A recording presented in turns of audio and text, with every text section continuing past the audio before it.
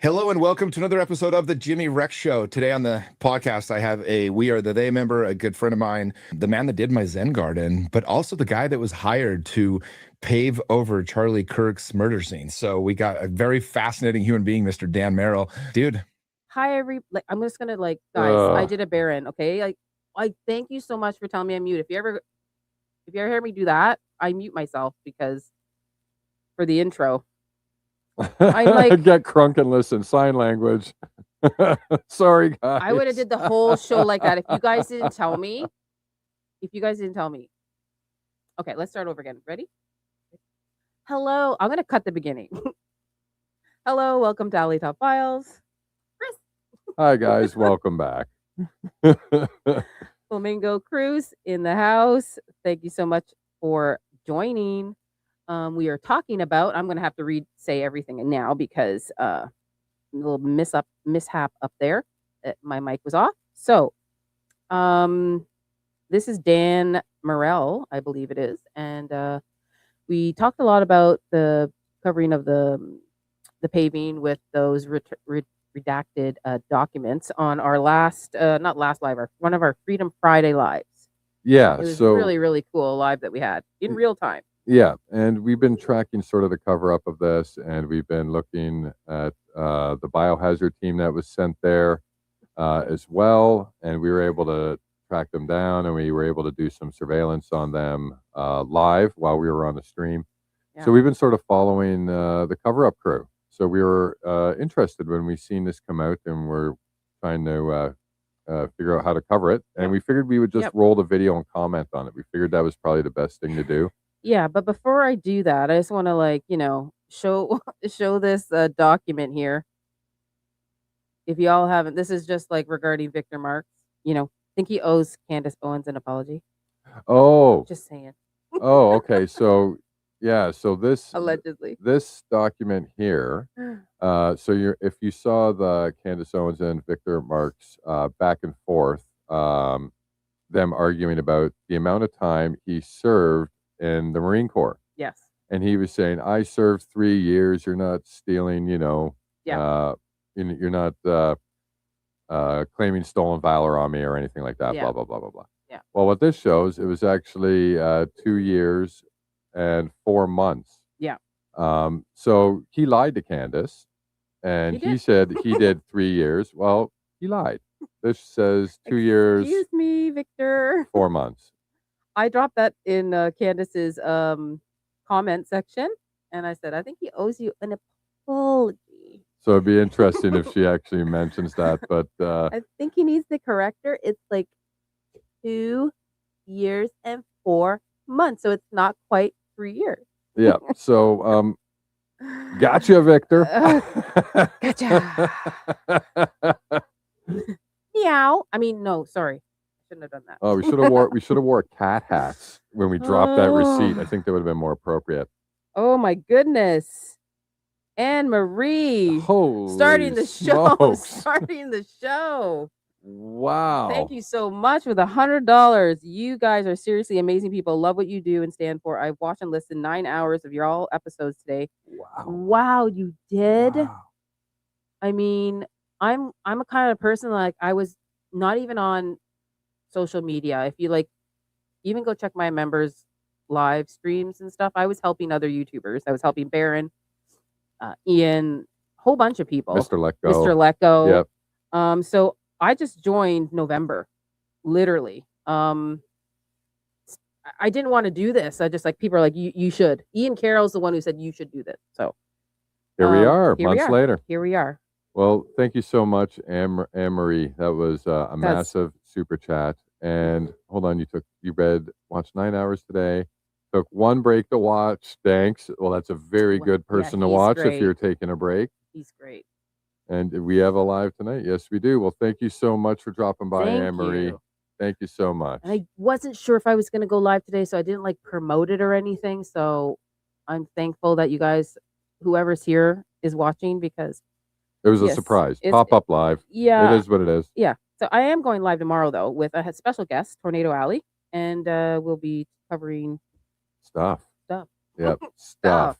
That's stuff. all. That's all we say now. No more So, free hints. if you watch the Freedom Friday, it is this one. I'll try to put I can't show it in the chat right now, but I will show you what it looks like. Oh, that covered more of our groundwork. Yeah, I just want to show them what it looks like. It's this one. And it was a long episode too. It's regarding the paving and a whole bunch of other things. It's really it wasn't like one of my really, really good ones where I showed a lot. I don't know if you guys can see that. It literally is them coming through the tunnel and there's fire everywhere. Yeah. Freedom Friday, that one. So that episode, we did our SUV breakdown for the first half of the episode. The second half of the episode, we covered a lot of other things, as well as part of the maintenance and the cover-up of the crime scene. Yeah. And during that live, somebody drove to the place where that van was. And the van I'm talking about is, okay, so we're done with Victor Marks, right? We're done with him. I'll just gonna. Yeah, that was just one receipt we wanted to drop. And Anne Marie, wow. Thank you so much. Yes, thank you. Thank you so much. Okay. And Wish Us, she was on that live stream with us, the one I'm talking about. Yep. Wish is in the house. Meow, meow. Meow. That live was epic. Yes. It was a good one. So we had somebody in the chat says, I live in Utah. I can go right now and drive to that place. The place I'm talking about is, okay, see this van right here?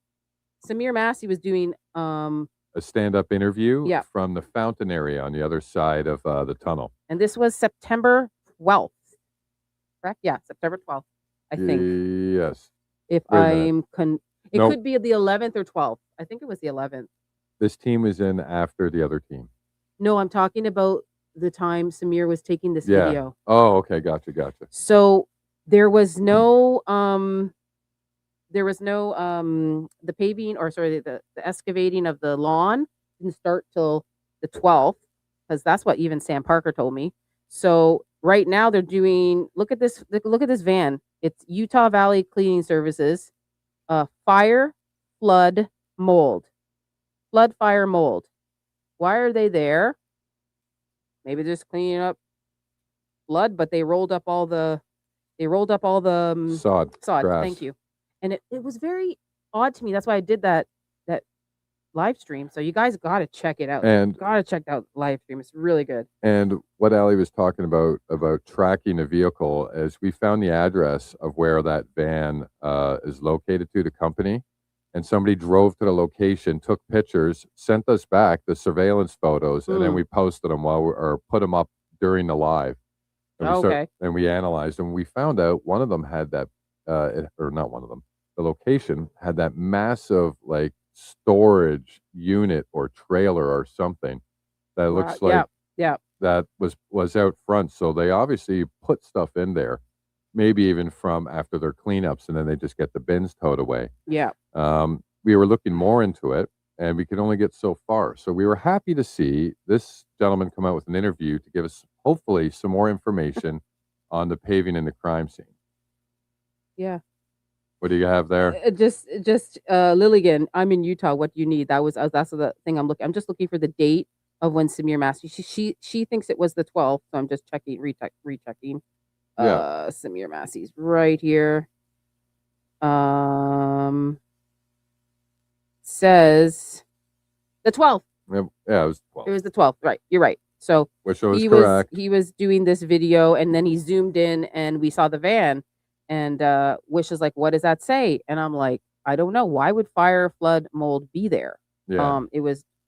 Anyways, it's a very, very good live stream that we did. We had somebody drive to that location, that company's location. It was quite it was quite an interesting live stream. So we're talking about this.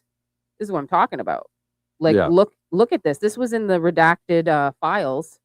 There's 112 pages long. And we found that UVU released it. We ended up slipping it over to Danks, and he found a lot of stuff in the document.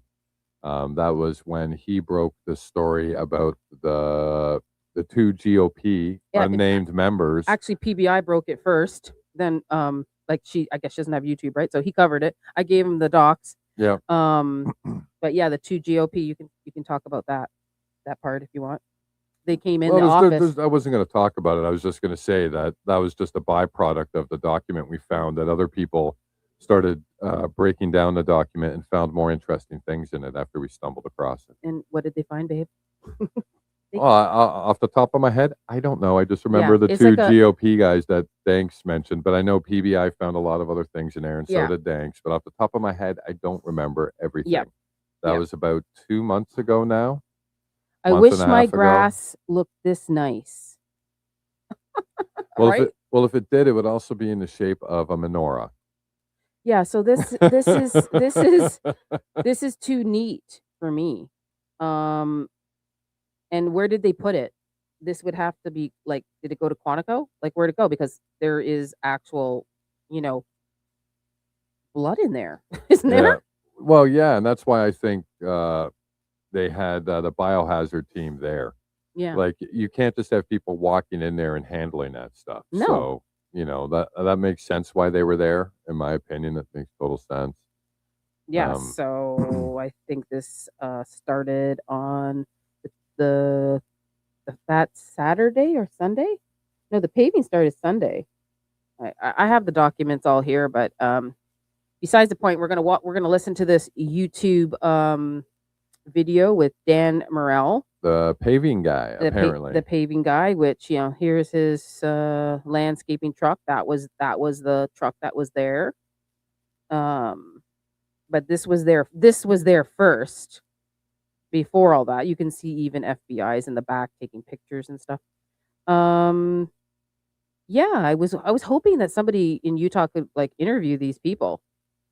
I was hoping like Yeah, at least ask him some questions. Teresa or someone or Well, she mentioned she was going down at that time, but it didn't quite work out. Yeah. So we were hopefully hoping. somebody can. Yeah, eventually. If Yeah. we're getting to the point where I guess it might almost be too late now, but never know, right? And I talked to a person that does landscaping, and he said that in all his life he's never seen this before. It's usually I know I can't bring it up really close, but if you go look at my other Freedom Friday live stream, I bring it up really close and I show how neat the bundles are. He said there would be roots out of it. It'd be so messy. It would be a disaster. The way they coiled it up like that is, yeah, they could have grabbed a machine, but I didn't see that machine there. And it wasn't in the redacted files. Those grass cutter things? It wasn't in the files. So I haven't watched this video yet, but my question to this guy would be one of those, but I don't think he was the grass cutter. I think he was the paver only. So Well, we'll be able to find out. And Yeah. and before we actually start, I just wanted to say, Jeannie, I hope you feel better, and I'm happy Oh, what you're happened? listening to us, even though you're not feeling so hot. Well, I guess she's just feeling a little sick. Oh, So feel better. Maybe have a lemon tea or something tonight. Hopefully that'll Yeah. help. I'm so sorry. You're feeling, who is it? Jeannie. Jeannie. Oh, you passed her. Where is she? Oh, you Where is passed she? her. right there. Oh, I wasn't Aw. feeling so well the other day. I wasn't feeling so well either.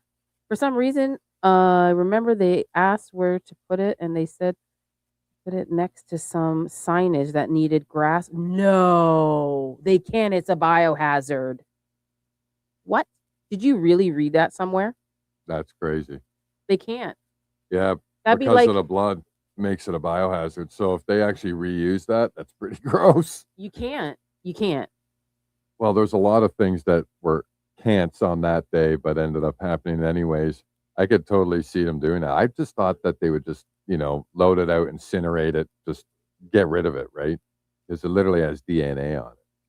Well, yeah. I don't think anything that was a part of the crime scene should be kept Yeah. until this is solved. And depending on what theory you believe in, there could have been bomb residue on that, allegedly. Yes. So Yes. that'd be crazy if they just sort of gave it away to people.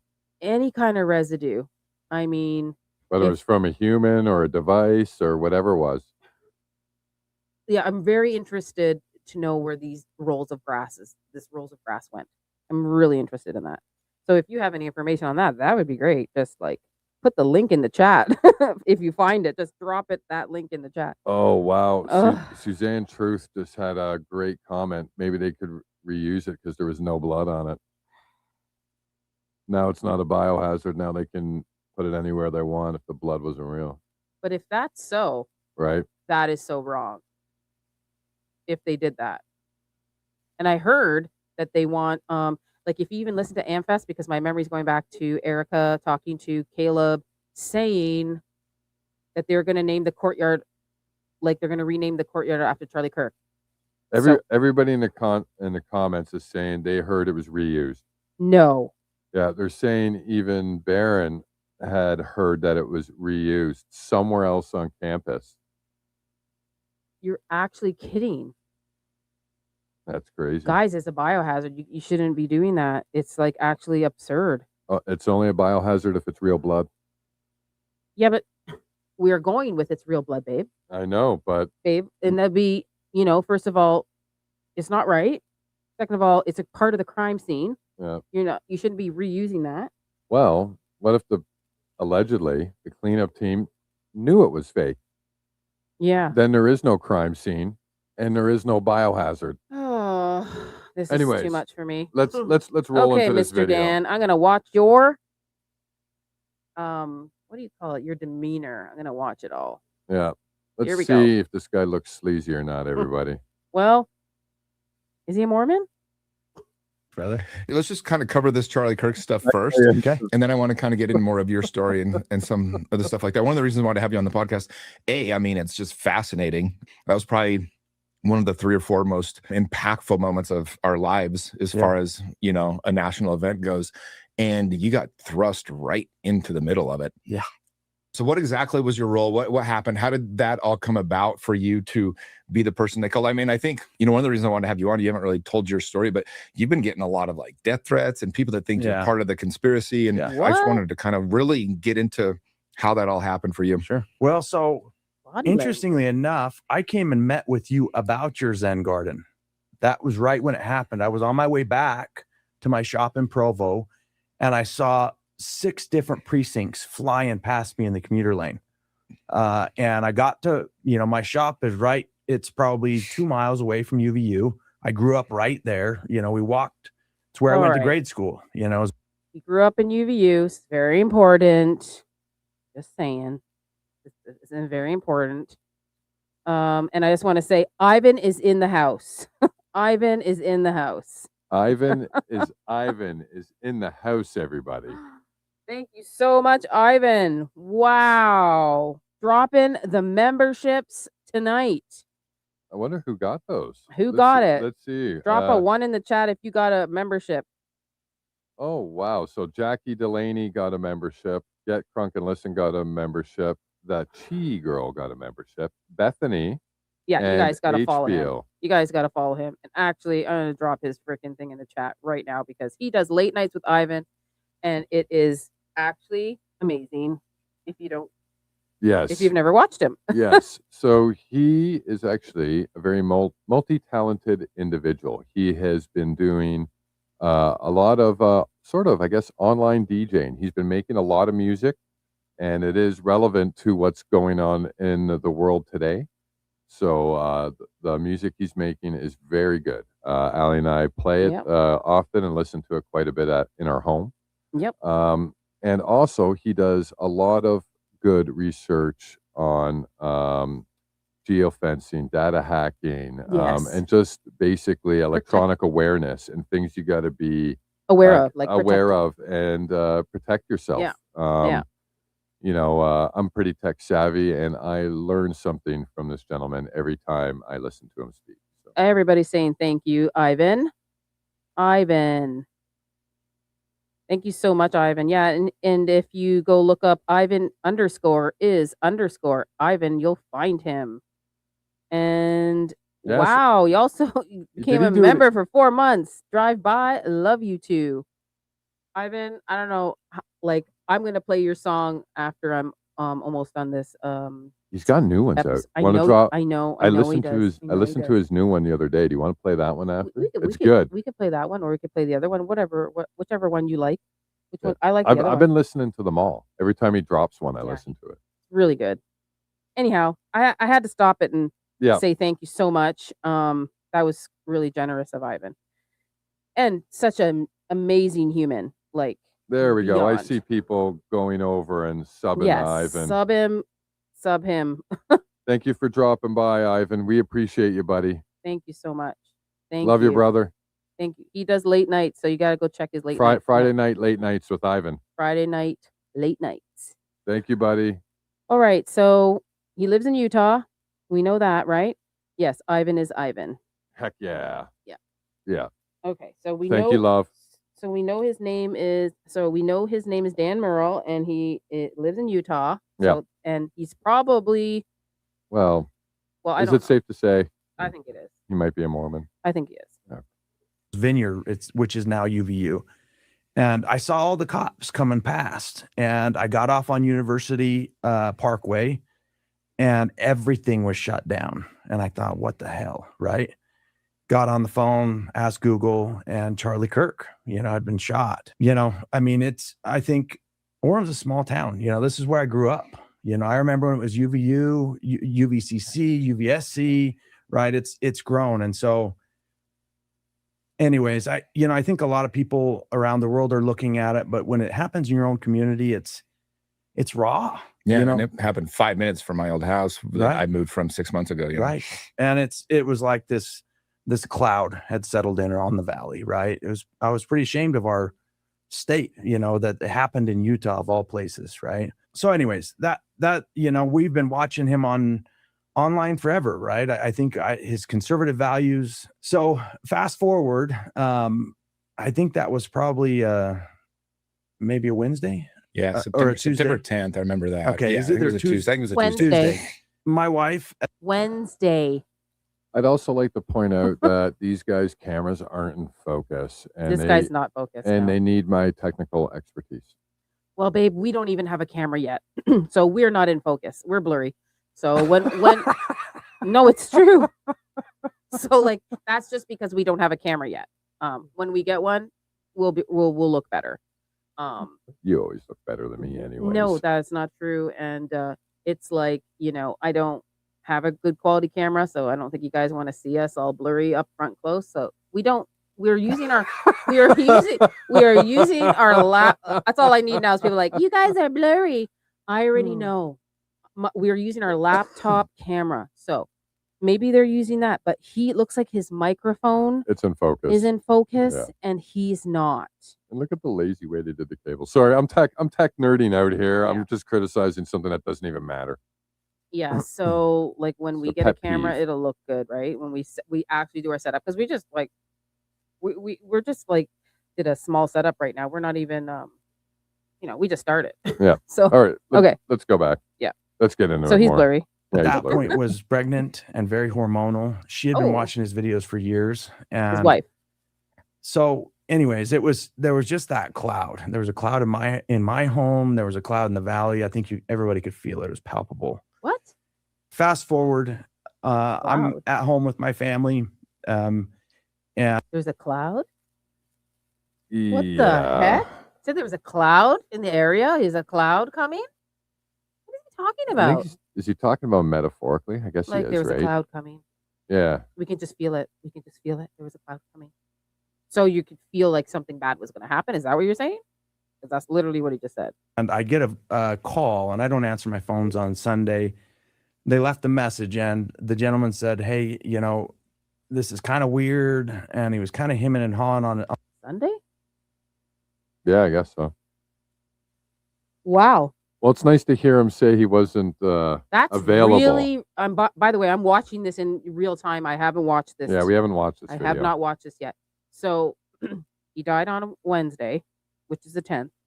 And you get a call on the Sunday. Isn't that when they started the paving? So like you literally got called on the same day. Is that what I'm I don't think does this guy actually own the company? Because I'm starting to figure maybe he doesn't. He's just like general labor or something. He owns. Like, you know what I mean? He owns the company, babe. That's weird. It said they're landscaping. I showed it in the beginning, but we'll keep going. On the phone, This was 5 days later then? You said it was on the Sunday? Okay. Yeah, on Sunday. And he says, we've got a paver emergency. Oh, the hell When the hell's a what the paver hell emergency? exactly, Yeah, right? right. I'm thinking this guy's, what the hell? So anyways, Who? I wasn't going to. Who said that? You see, those are the questions I'd ask if I was the interviewer. Yeah, who gave you the call? Who said? Who asked you to come? Who said you got an emergency? Who said you have a paver emergency? Like, these are the questions I'd ask. This guy doesn't know how to interview. Sorry. Like, I'm like Jimmy Rex, love you, but please, I want to know who. Even respond, because I don't typically do that. But I'm like, paver emergency. Part of my MO is I like to be useful, where I can be help, So I texted the guy. I said, look, I don't work on Sundays. My guys don't work on Sundays. I'm happy to call you on Monday. What's a paver emergency? So he sends me pictures of right where Charlie was murdered. And he says, we need to put pavers in this place. So I called him, and the guy seemed like a genuine. Who's him? I called him. My God. Maybe I'll actually good say dude. a name. Yeah. He says, look, we don't have a whole lot of answers. We're told by, people above us that we've got to put pavers in, today and tomorrow. It needs to be in by Monday. Hold on a sec. Yeah. It needs to be in today and tomorrow, Sunday, Monday. Yeah, hold on a sec, though. Yeah, this is getting weird. No, hold on. It's all a lie. Because they said it was scheduled in advance. If it was scheduled in advance, they would have had these guys hired already. I think this is all a lie. Yeah. Unless I hear something different, I think it's all a lie. I have a video of saying that this was supposed to be done already. It was already in the books to be done. I have a guy saying it. Yeah. Hey, why'd you guys pave the thing so fast? And the guy said, oh no, we had this in the books ready. We were supposed to be doing this, I don't know.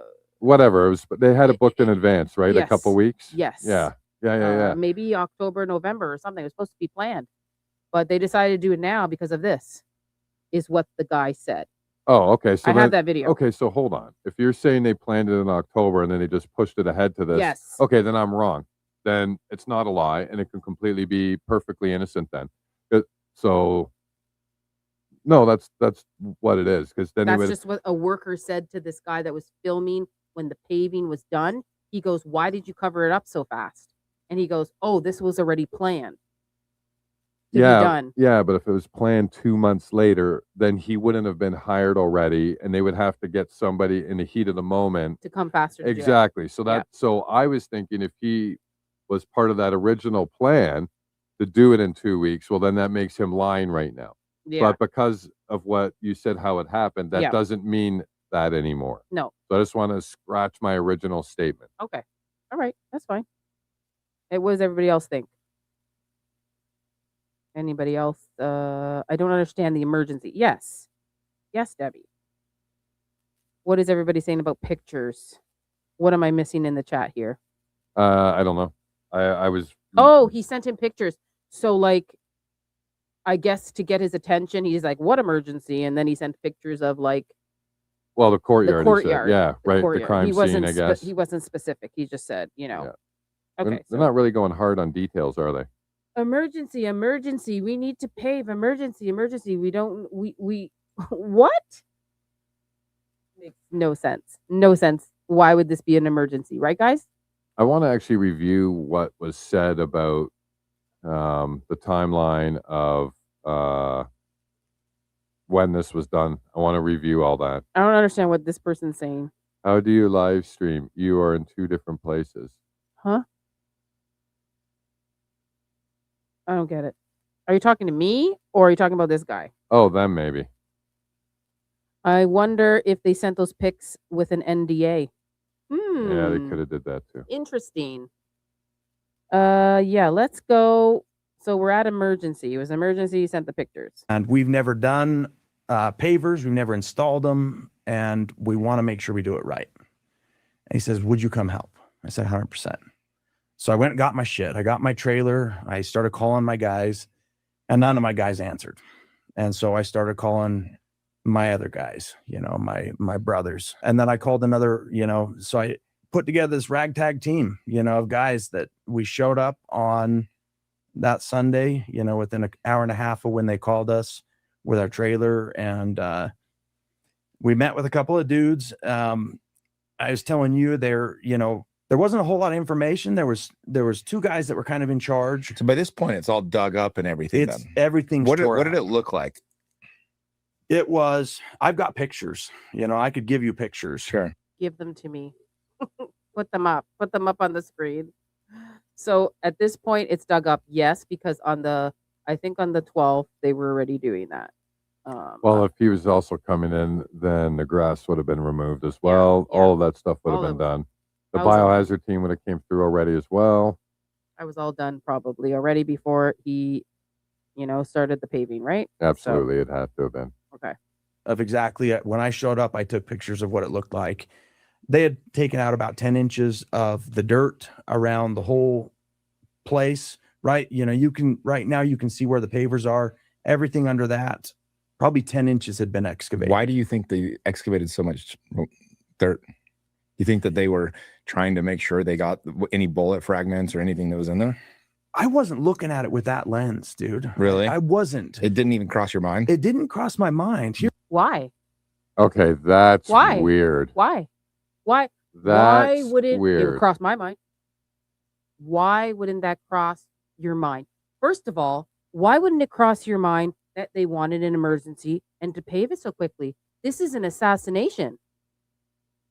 I don't know. This is bothering me. I'm thinking that he probably just assumed that it had been ordered down from FBI police, blah, blah, blah.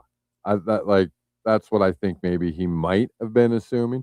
But that, I mean, you'd have so many questions. Why do they want to pave it so quickly? Didn't he just get killed? yeah. Isn't the FBI going to come? If I was a contractor, I would have all these questions. What are Yeah, you talking about? But you wouldn't be able to ask them on site, right? You wouldn't be able to go up there and go, hey, where's the bullet fragments? Why am I doing then this? he's not being honest right now. Well, possibly. We'll see. Because that's any human, right, guys in the chat? Any human would have these questions. Why is he bald? Well, that's a question that I can't answer. Stress. Somebody actually brought up a good point. Get crunk and listen. Did that look like 10 inches of dirt that was actually dug up? Ugh. See, I'm a little more gonna focus in on a little bit of that, because if they dug up 10 inches, how did they get it so flat and level? That means there wasn't. They would have had to have used an excavator of some kind and then flatten it out and even it out for the paving. Yeah. Which is weird because. Yeah. How does it not cross his mind? Is he that dense? Yeah. Exactly. Thank you. Thank you, people. Thank you. Guys are smart. And we did talk about this beginning of my show. I did show the form. But be careful with Mark. Yeah. He might, come get me. Take me and hide me in his bunker. Hold on. It is 3 years then. Is it? 2 years and 11 months. But still not 3. Yeah. Thought it was 2 years, 4 months. But he said 3. Hold on. So it's 2 years, 11 months, not 2 years, 4 months. We stand corrected. Thank you. So I guess we got to give him a pass on that. Oh, come on. 1 month, eh? I'm not gonna bitch at him about that. That's close enough. If it was 2 years and 4 months, I am just doing it because he said that to Candace. You owe me an apology. So I'll take that 1 month and shove it back down his freaking cat throat. Okay, next. I'm not into him. The vibe's off. It's all like voodoo. I'm not in it. We would clash. Okay. All right. Next. Here's the thing. You were saying stuff on social media. Everybody's saying stuff on social media. Yeah.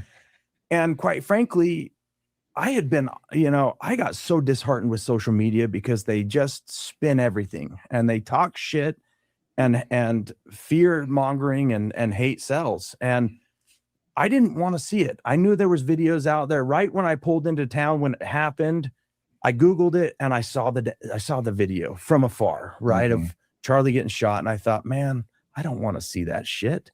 This guy got shot. You see it, he's probably dead or dying, right? I don't want to see somebody murdered, especially a good man, a father and a husband.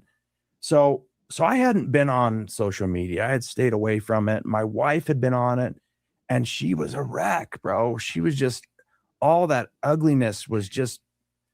So when I got the call, I thought, you better fucking believe it. I'm going to go help.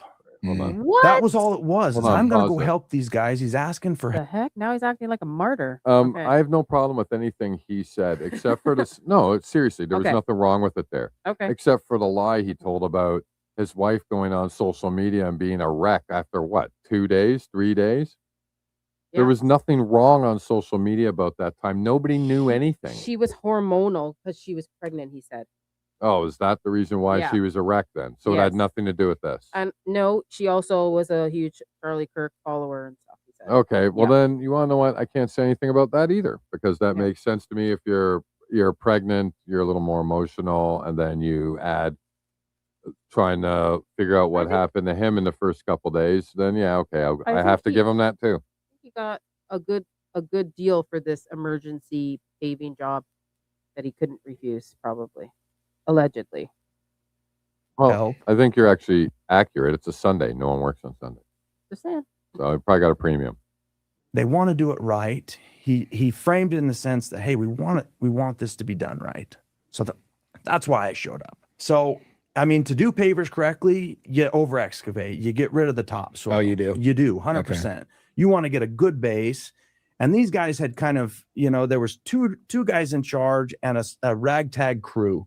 One of the guys was in charge of a state-owned facility in American Fork, and the other guy was in a maintenance groundskeeper on a facility in Provo. And these are the two guys I'm corresponding with. The first guy, the second guy that I hadn't talked to on the phone basically said, hey, look, we're not talking to anybody. We're not saying anything to the media. He says this is above our pay grade. The FBI and the state, the governor and the FBI. That's what they told me. The governor and the FBI said they want this done by Monday. There you go. Okay, that's very interesting. There you go. And we Did knew you hear that? And we knew that. So we knew that those guys were coming down on everything to make it happen very fast, as quickly as possible, cover it up. So that actually So- makes sense. So he's saying, what was it? The FBI and Governor Cox and the governor. So Cox and and Patel. Cash. Yeah. Cash Yeah. Patel. So Governor Cox and Cash Patel. Just like that. Just like that. It was done. All right. Which I think is. Oh. And I'm starting to think 100% he was given an NDA, same with his entire crew. This guy? That's what I'm thinking. Why is he talking now? Because he's not saying anything important. He hasn't said anything important yet. He just mentioned who gave the call. Well, I kept on asking who. well, we don't got a name, so that's what I mean. That name, who called him, we don't have, and he named the only two names he's mentioned is Governor Cox and Cash Patel, which already been publicly released of them demanding to have this forward. So far there hasn't been anything new. Okay. We need to get it done. We're not asking questions. We're not talking to the media. And so I said, okay. So I just, that's kind of my MO is, I've been in so many car wrecks and, I got a rollover when I was 17 and there was 3 girls in the car. I broke my back in 3 places, got a traumatic brain injury, but nobody has, I didn't have my seatbelt on. I wrecked. We rolled down the freeway. We landed on the wheels and I got out and say, all the girls were screaming. I said, who's hurt? How do I got all the girls on the stretchers. And then, so it's kind of my MO is under pressure, I know how to just show up and help as best I can. So that's, so you guys got it done that day, the next day. And then so we worked until night. And basically until dark. And then we came back the next morning and started getting it installed. Was there anything that happened afterwards? Like any weirdness? Did you start getting people calling you or texting you, trying to get more of the 100%. story? Like, What? Oh no, I'm just laughing on how the host doesn't even have his camera in focus either. As you can see in this picture, his focus of his camera is on his water bottle and not his face. And that's a pet peeve for me. Yeah, so I better make sure when we get a camera, it's always in focus or it did happen to Baron. It happens to the best of the best, actually, because he was having issues with his camera. So sometimes it happens. You look like you're clear, and then you're live, and then you're blurry. well, in his defense, it was a brand new camera, Gotcha. right? I know this is irritating you. Like everything up front is focused, and then the people aren't. Well, it right? just hurts your eyes if you have to stare at Yeah, enough so footage like that. We do apologize, guys. It's not our video. They just didn't know what they were doing when they focused their Yeah. camera. And so they stayed up. They started Sunday, and they were there all night, and they're going to continue to Monday now, right? I Yeah, guess. so they went to dark. What did he say? Around 9 o'clock, and then they came Yeah. back first thing in the morning and continued. Yes. Like what happened then? Well, no, not, I think there was the thing that felt fishy to me was after it happened, and I saw, at that point, a few people had kind of accused me of being a part of the cover up. And I thought, so I started watching the videos. I started getting on Facebook and I'm like, well, fuck, maybe I was. Fuck's sake. Yeah, And I mean, like, what is he saying? Well, he just he didn't know what was going on because he wasn't watching videos. And then once he started watching videos, because he got accused of being part of the cover up, he realized that everything happened really, really fast, and it was really sketchy on how it did it, how it was ordered. The fact that, you know what I mean? So now he's realizing, crap, was I used to cover it up? As I believe the point he's trying to get Because at they there. had this in plan already. They act like they don't have pavers on hand to do this job, which is like weird and crazy. Sorry, I'm still not in his defense, babe, because I still feel I'm in no one's defense. I'm just taking the facts as they're presented to me, right? I still feel he shouldn't have took the job, but he did. Maybe the pay rate was good. Probably double and on a Sunday. It was an emergency, and maybe they propped it up to him like he would be some kind of hero to help the FBI and Governor Cox and all them that would praise his existence. I don't know, but all I know is I would be right away going, I ain't gonna cover up nothing. He just died. That would be me. Yeah, That would be me in my company. I would not do it. Okay, so say your normal rate for that job with your crew is $10,000 per day. Yeah. And I walked up and I said, "Hey, we've got an issue. Yeah. This is what happened. Okay. I'm going to hire your crew and give you a flat rate of $30,000 for the next 2 days each day. Can you come in and help me out?" What is it for? You already know. I already told you. No. So instead of making $20,000, you're going to make $60,000 in 2 days. No. Still no? No. You got so, like literally. babe, you have so much integrity, and that is beautiful. But Thank guess you. what? He didn't have that. No, I'm not covering up a crime scene. I am not going to cover up a crime scene. And he's acting like he didn't know that's what he was doing. I'm just saying. Well, allegedly, he wasn't watching social media, if we believe that. If we believe that, Yeah. right? Yeah. Hello, you just gifted some memberships here? Oh, Mad World. Hey, Matt. Who got it? Who got I it? don't know. I'll have I'm to a bit see. behind. I'm so sorry. AWC got it. You just gifted one to your hubby. That's freaking awesome. So How often does that ever does it- happen? Does it just randomly go Yeah, to whoever? It's random.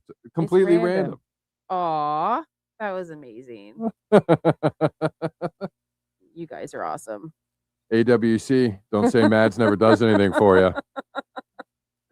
Look what she just did for you. It's a random. I didn't know that. It is. Well, I knew it was random, but is it because if you are chatting in the chat, or just comes up whoever chats first? Whoever's in the chat, and it just spits out the random people. Wow. Okay. Yep. Cool. That's cool. Okay. Well, Let's keep move going. on. We're Yeah, gonna let's keep move going. on. Keep going. Did I just close it? No, I didn't.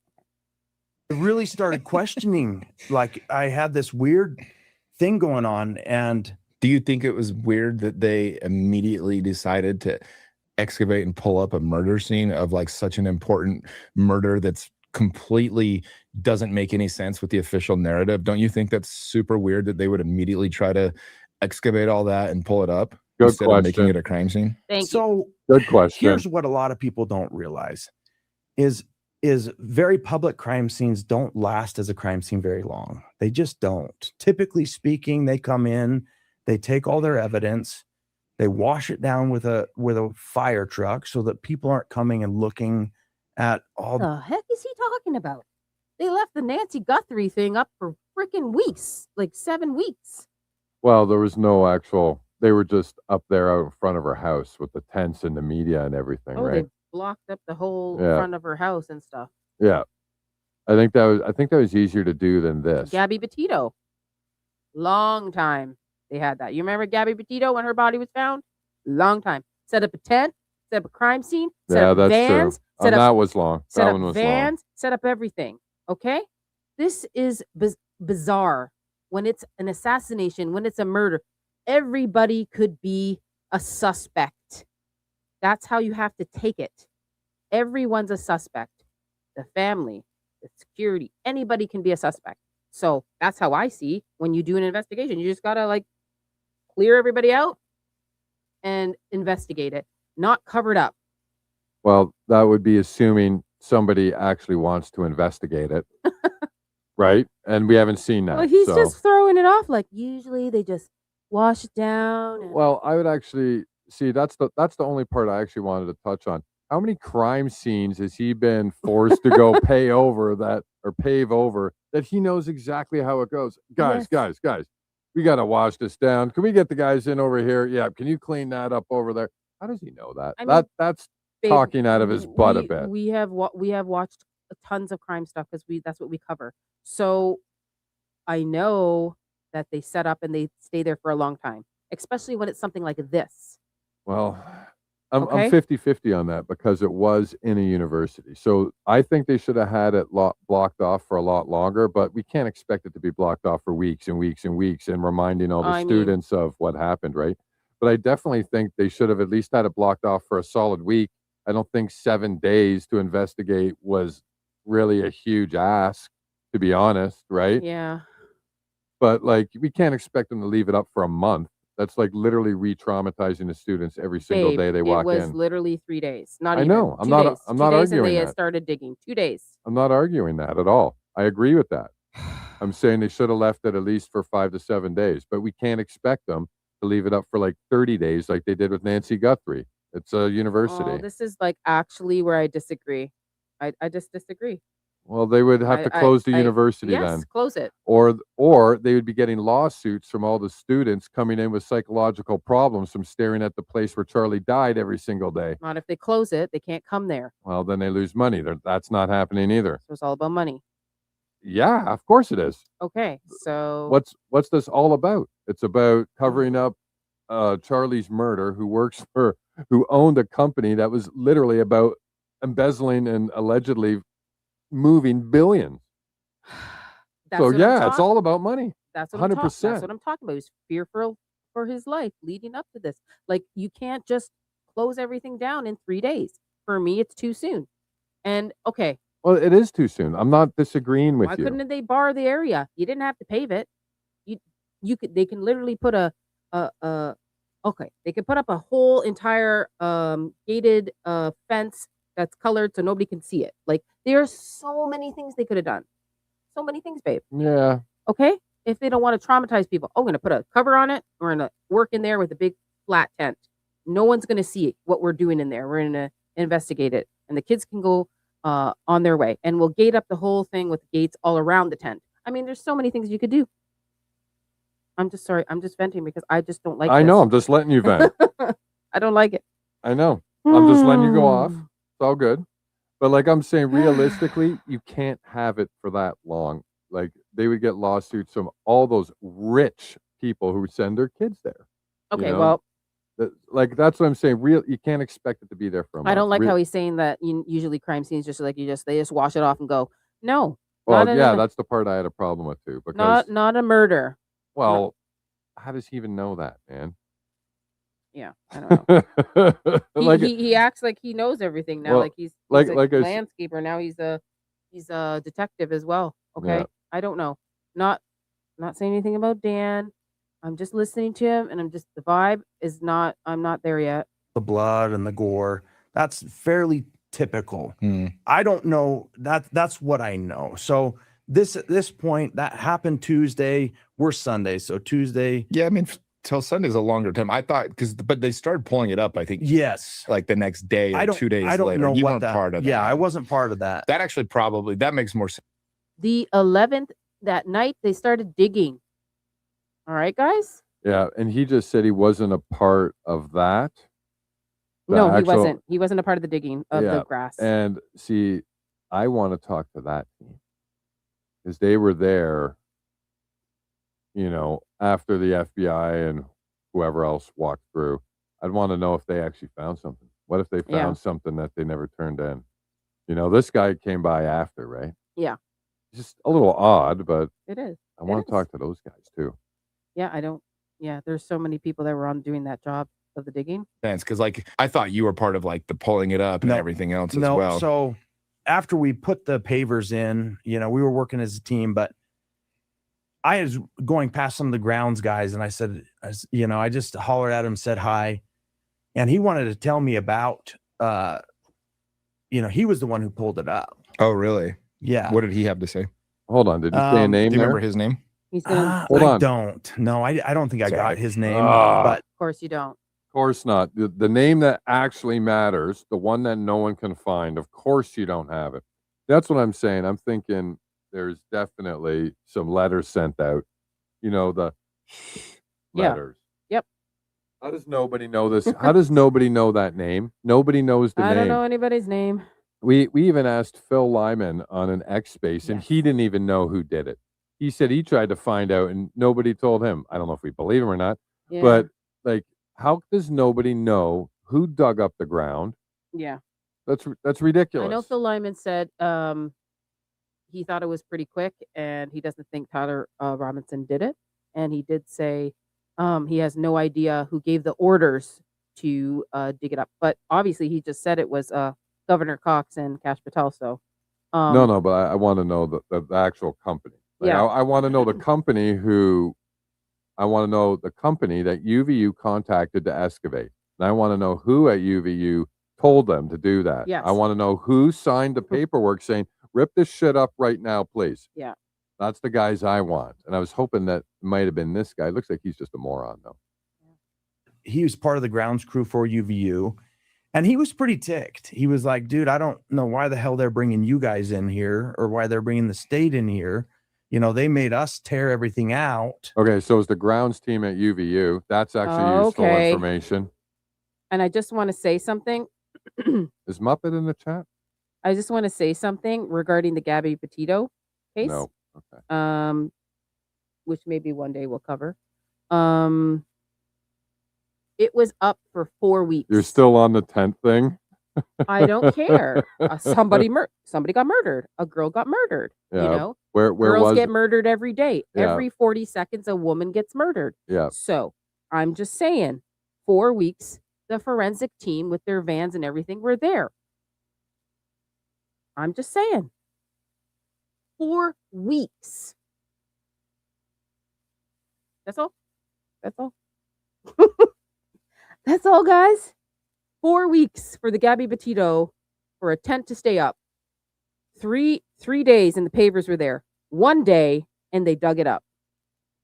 Something's not right. Something's not right. I see what you said, blood. Keats. Hold on. I see what you said, Keats. Yeah, I'm just going to keep playing this now, okay? Yeah, go for the it. Nastiness, he was responsible for the cleanup, and he was a little bitter. He's like, I don't know why they're bringing other state guys, other state employees to finish out this crime scene. No, it makes sense. So, and then you've had people, because look, I've been following it semi-closely. I was for a while, right? Now it's pretty clear to me. They set this kid up, and that's what it looks like. It looks like it was the lava Mike. I would bet my life on that. Yeah. And we all know that Charlie had turned on Israel, and that's probably why they killed him. I mean, that's their MO. And just one point. I'm surprised he said that. When we were sitting there, I didn't hear. Sorry. Okay, I'll rewind. Somebody had been killed there, bro. Sure. No, I was just analyzing. And we all know that Charlie had turned on Israel, and that's probably why they I'll killed just him. rewind it. Look, Here. I've been following it semi-closely. It was for a while, right? Now it's pretty clear to me they set this kid up, and Yeah, that's what it looks like. it looks like it was the lava mic. I would bet my life on that. Yeah. And we all know that Charlie had turned on Israel, and that's probably why they killed him. I mean, that's their MO. And just one point, when we were sitting there, I was surprised he said that. Why? He said the lava mic. That he's talking about the road mic. He can bet his life on it that he thinks it's that. Yeah. Killed him. Yeah, I'm happy the fact that he was at least agreeing that there was something wrong with it. Yeah. Well, hold on, before you get into it. Sure. Yeah, we actually knew this and forgot, and Mm. Keats actually just reminded us that they actually did close UVU for a little bit, and we know that because our friend Sneer threw a mitzvah when it opened up again, so it was closed for a week. Yes, it was. Yeah. No, I'm not talking about No, the no, closure of that. I'm talking about them not keeping. I know, but that was part of our conversation because I was saying if it was open, it might have traumatized students, and that's why they had to get it away. Like that was part of our back and forth conversation. Yeah, it makes sense that they So- would close the university. Like you don't want to see them doing the paving either. So Yeah, they so- wanted this quick, done, out of the way, bring kids back to class, back on your merry way. but not before you have a mitzvah. Yeah, and then they had the You mitzvah. got to have a mitzvah first They before did you have allow them that, back. cookies and all that stuff. Yeah. And okay. Shabbat shalom. When they put the flag over the courtyard, they had a prayer, a vigil, and they had that guy from UVU when Frank Turek was there. That Sneer. guy, Sneer. Yeah, sneer. Yeah, Sneer something. Anyways, people probably don't know what I'm talking about. not unless they watched it, anyways. Yeah, and Mad World made a good point. They didn't bother quarantine it off anyway, so it's like it was closed. So I guess they figured maybe they didn't have to quarantine it, but considering kids were there. But if we don't know how much actual university staff was still there, I assume there had to be at least some, because we know the grounds team was there, and I'm pretty sure that they would have at least some maybe staff there, at least a minimal presence. Yeah. Even though it was closed. So there was some people most likely still on site. Definitely the grounds team was.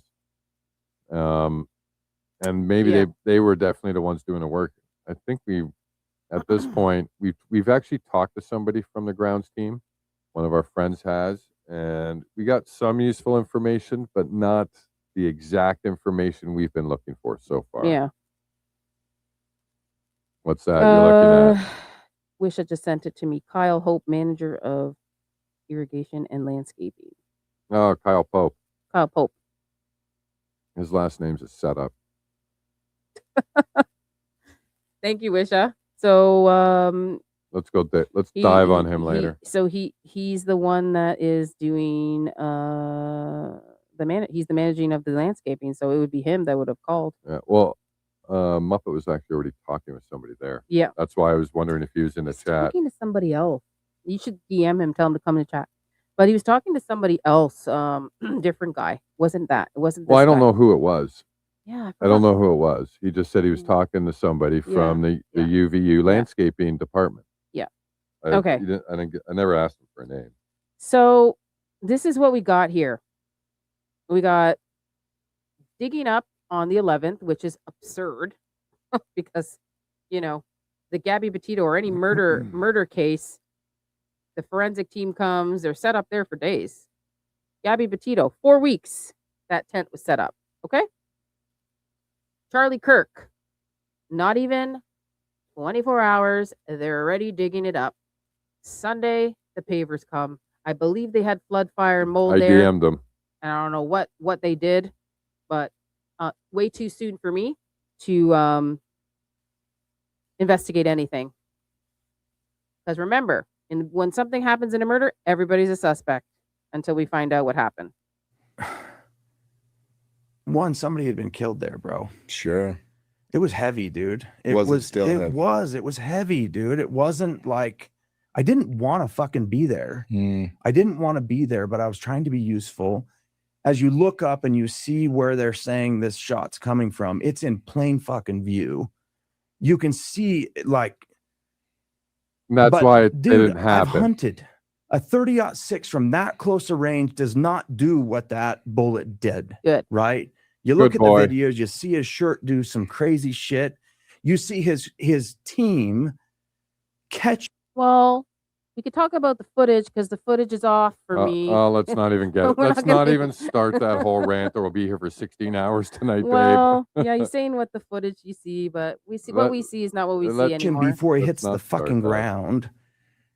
But yet they can't see a guy right in front of them setting up. Like, it didn't make any sense No to me. binoculars. Yeah, no, it definitely doesn't make any sense. I mean, there's a really good comedy thing that Jimmy Dore does about essentially what they say the official narrative is. Like the dude literally had to like take the gun apart, switch his clothes, put the gun back together, switch his clothes, go down. Nobody could see him this entire time, reassemble the gun, ditch it at a house that's owned by Palantir. Like the whole thing is just insane. The official narrative is insane. It's kind of like I just think it'll be like JFK, right? Like, yeah, we know what happened now to JFK. We know who killed him. We know why they killed him. If you're following all this stuff. No. And it's kind of the same thing with Charlie Kirk. I think we'll never really know, but we kind of already know, you know? And that's just the reality of the world that we live in, man. I will say, like, it was just such a weird day. It really changed the world, I think, in a really bad way. And I agree. You know, Charlie Kirk was one of the few things standing between Trump and the Iran war, which we've now seen as a disaster. Can't figure out how to get out of that and all these other issues that are happening. But regardless, it's like, yeah, you're kind of attached to this history of it. So yeah, it's interesting because after we got done, the fake reviews started to come in. Oh, for real? Yeah, I started getting probably a dozen fake reviews, just 1 stars. And I started looking, you know, a friend came to me and said, "Hey, I'm so sorry that people are, you know," well, let's see the timeline. I started getting fake reviews. So I posted a video. Oh, okay. And I just said, look, we were showing up to be helpful. And that's really all there was. If somebody was covering this up, it was the FBI, it was the state, it was not some maintenance guys and a landscaper. You know? Well, I mean, what the FBI would do is they would call a random landscaper. Right. Which made no sense. Like, why do you think they called you? Like, you're kind of a smaller operation. Like, it didn't. That was the part where I was like, oh, they kind of used him, like, because it made no sense. No. You're not a big operation. You wouldn't be the first call. No. You're also like a very humble, quiet guy. You know, it's like I just felt like maybe that's why they picked you. Yeah, and maybe that's part of what kind of blinded me a little bit. I'm right. So they gave him they doubled up on the money, and he said yeah, and he doesn't want to say he took some money, so he's saying he wanted to be helpful. Nobody wants to be helpful that much, and mopping up somebody's body, basically. You're like cleaning up a crime scene. Nobody wants to be helpful that much. Like, I wonder how much extra he got. Well, this is what I'm saying, right? Like something he couldn't refuse. Because if they just said, "Hey, are you available?" he probably would have said, "No, buzz off. It's Sunday. Why are you calling me?" But if they called him and said, "Hey, we noticed on your website your rate is this. We will offer you this." Yeah, look what she said. Yeah, that's exactly what it is. So now he's going to go on all these other shows, and he's going to grift out, and he's going to use the excuse of, "Well, my business is suffering now from the 1-star reviews." Well, then maybe you shouldn't have done it. Yeah, maybe you shouldn't have taken a job. You wanted to be useful. Yeah. Sometimes that's going to blow up in your face, man. You know what I mean? You can turn things down, even though they come at a high price. You can turn it down for your integrity reasons. You don't. I've had to do it. Yeah. I turned down one contract because I didn't like the producer, and this was about 10 years ago. It was a short contract. It was 15 days, but it was $1,000 per day. So it was $15,000 I was going to make in 2 weeks. Wow. But the producer was an asshole. So I said no. There you go. I had to watch a bunch of my buddies who knew he was a dick go on to that show anyways because of the money, right? And then this is the funny part. The producer actually stiffed him on the last 3 days worth of pay. So he stiffed every crew member on $3,000, and some of them never got it. A couple actually went to his business and got it. But, you know, that's just the way it is sometimes. Those producers are really, really rude. I know what you're talking about. Oh, yeah. Oh, yeah. Anyways. So I put the comments up on the stage. I always forget that. Oh, Someone has yeah. to remind me because I always forget. It's nice to have it up there because, like, when you watch the live back, it's up there. But Yeah, I'm so sorry. I always forget. Where's my mods? You got to remind me. Put the comments up on the stage. Oh, we got tons of mods. I like the fact that we got a bazillion mods because we need extra security. We're extra targeted. So like we need like 10 mods in our chat. Look at how she puts a cat in the middle. It's so cute. Alrighty, let's keep going. You know, as I got a call and they said, and it was like, why the hell would they call me? Yeah. I'm like definitely not the most qualified. Right. You know, I mean, I do hardscapes, and we were close. That might have been it. I don't know. How close were you to UVU? Where's My your shop is probably less than 2 miles away. Okay. So it's right there. So that could have been just Google the closest one to Could have UVU been kind of thing. Yeah. And I answered. Sure. I answered the call. So do you regret doing it? No. Okay. No. Well, because you've had some death threats and stuff, right? Yeah, but here's the thing. Not you know, actual ones. Hindsight, there was a few of these truth seekers out there that have really big platforms on the internet that claimed that I was an Israeli death squad. I mean, I posted a video saying, dude, guys, we were just trying to be useful. If there's a bigger scheme here, I promise I'm not part of it. I'm not that important.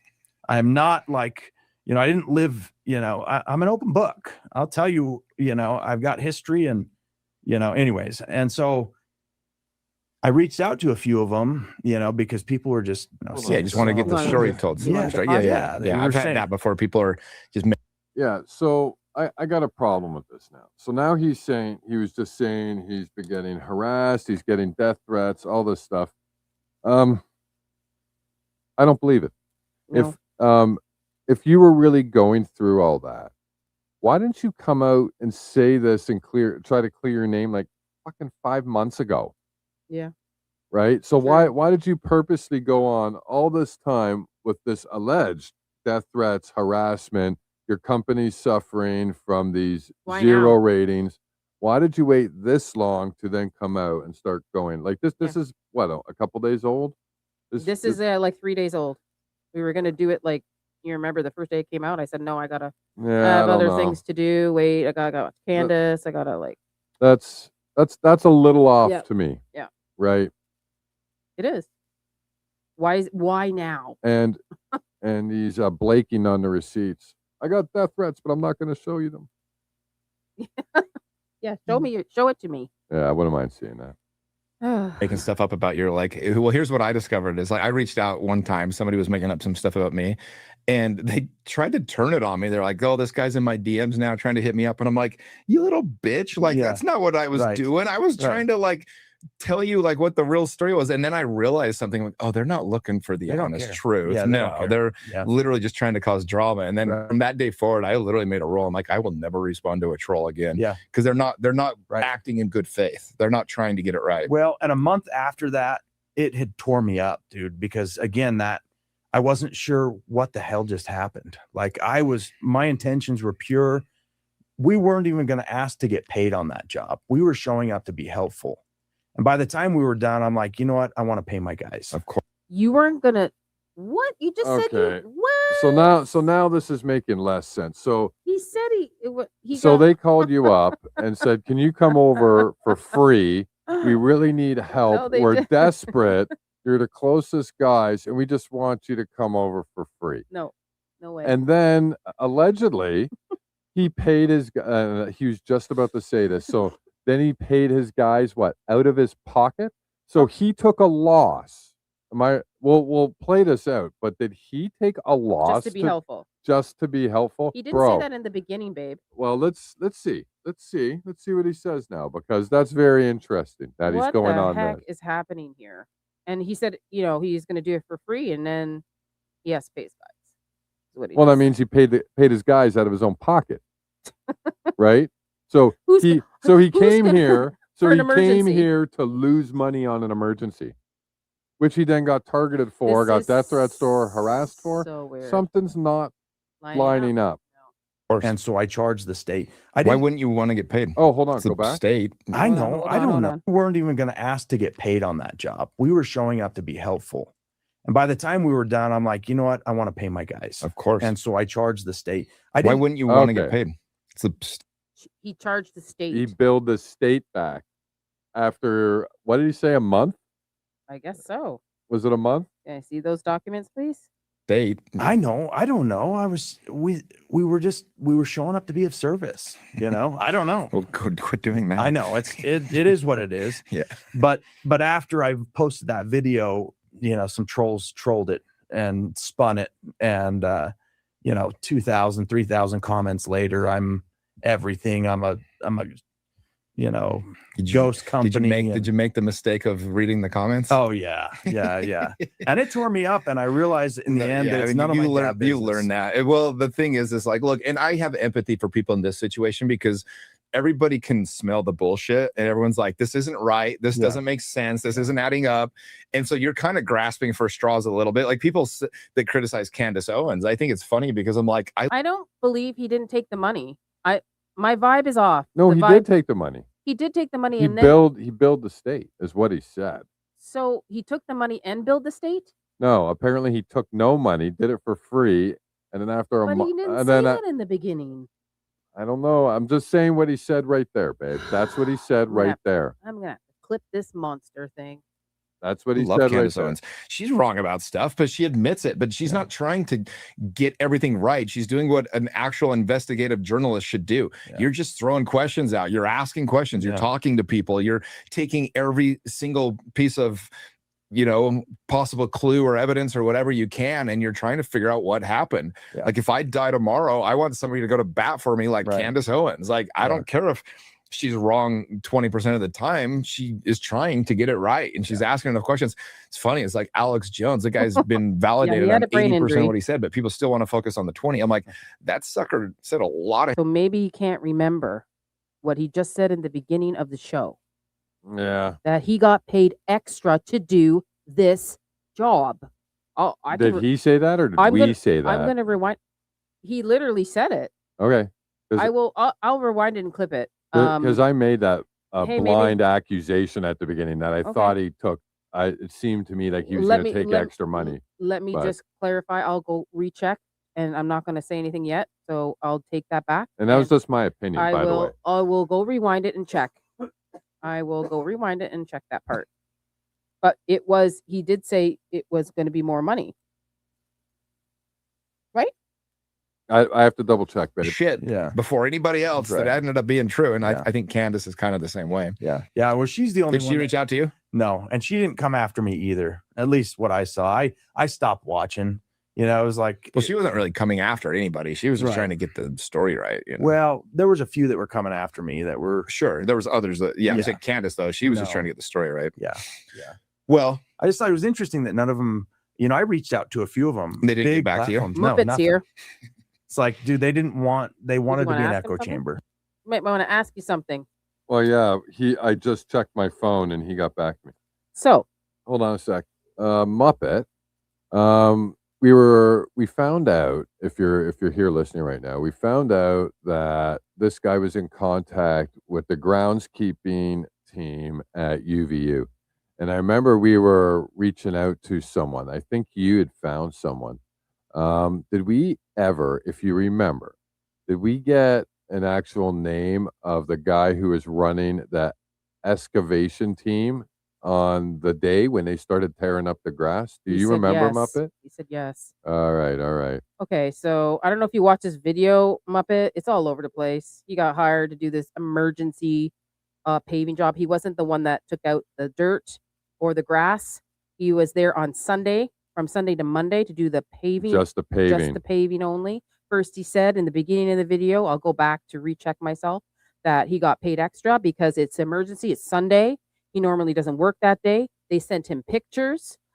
He goes, I don't know if I can do it. What is this about? What kind of emergency is this? He wouldn't tell us who he was talking to. Hold on. And then he said, that person then sent him pictures of the courtyard, and he goes, oh crap, this is like regarding Charlie Kirk. And then he said he felt like, a need to help the situation. And then the other interviewer guy was asking, well, don't you think it's weird? Like you're like literally covering up a crime scene. Like, don't you think it's weird? So this is where we are right now. And he got a lot of hate apparently. This guy. He's already talking to the guy who runs the grounds team that you pulled up there. He's already love to have you come on. Just give me a second. Yeah, he says he is talking to him. He said he can come on for a few minutes. Sure. I'm going to send it to you in your DM. Okay. XDM. All right. And Muppet, when you do come on, please go in a quiet place.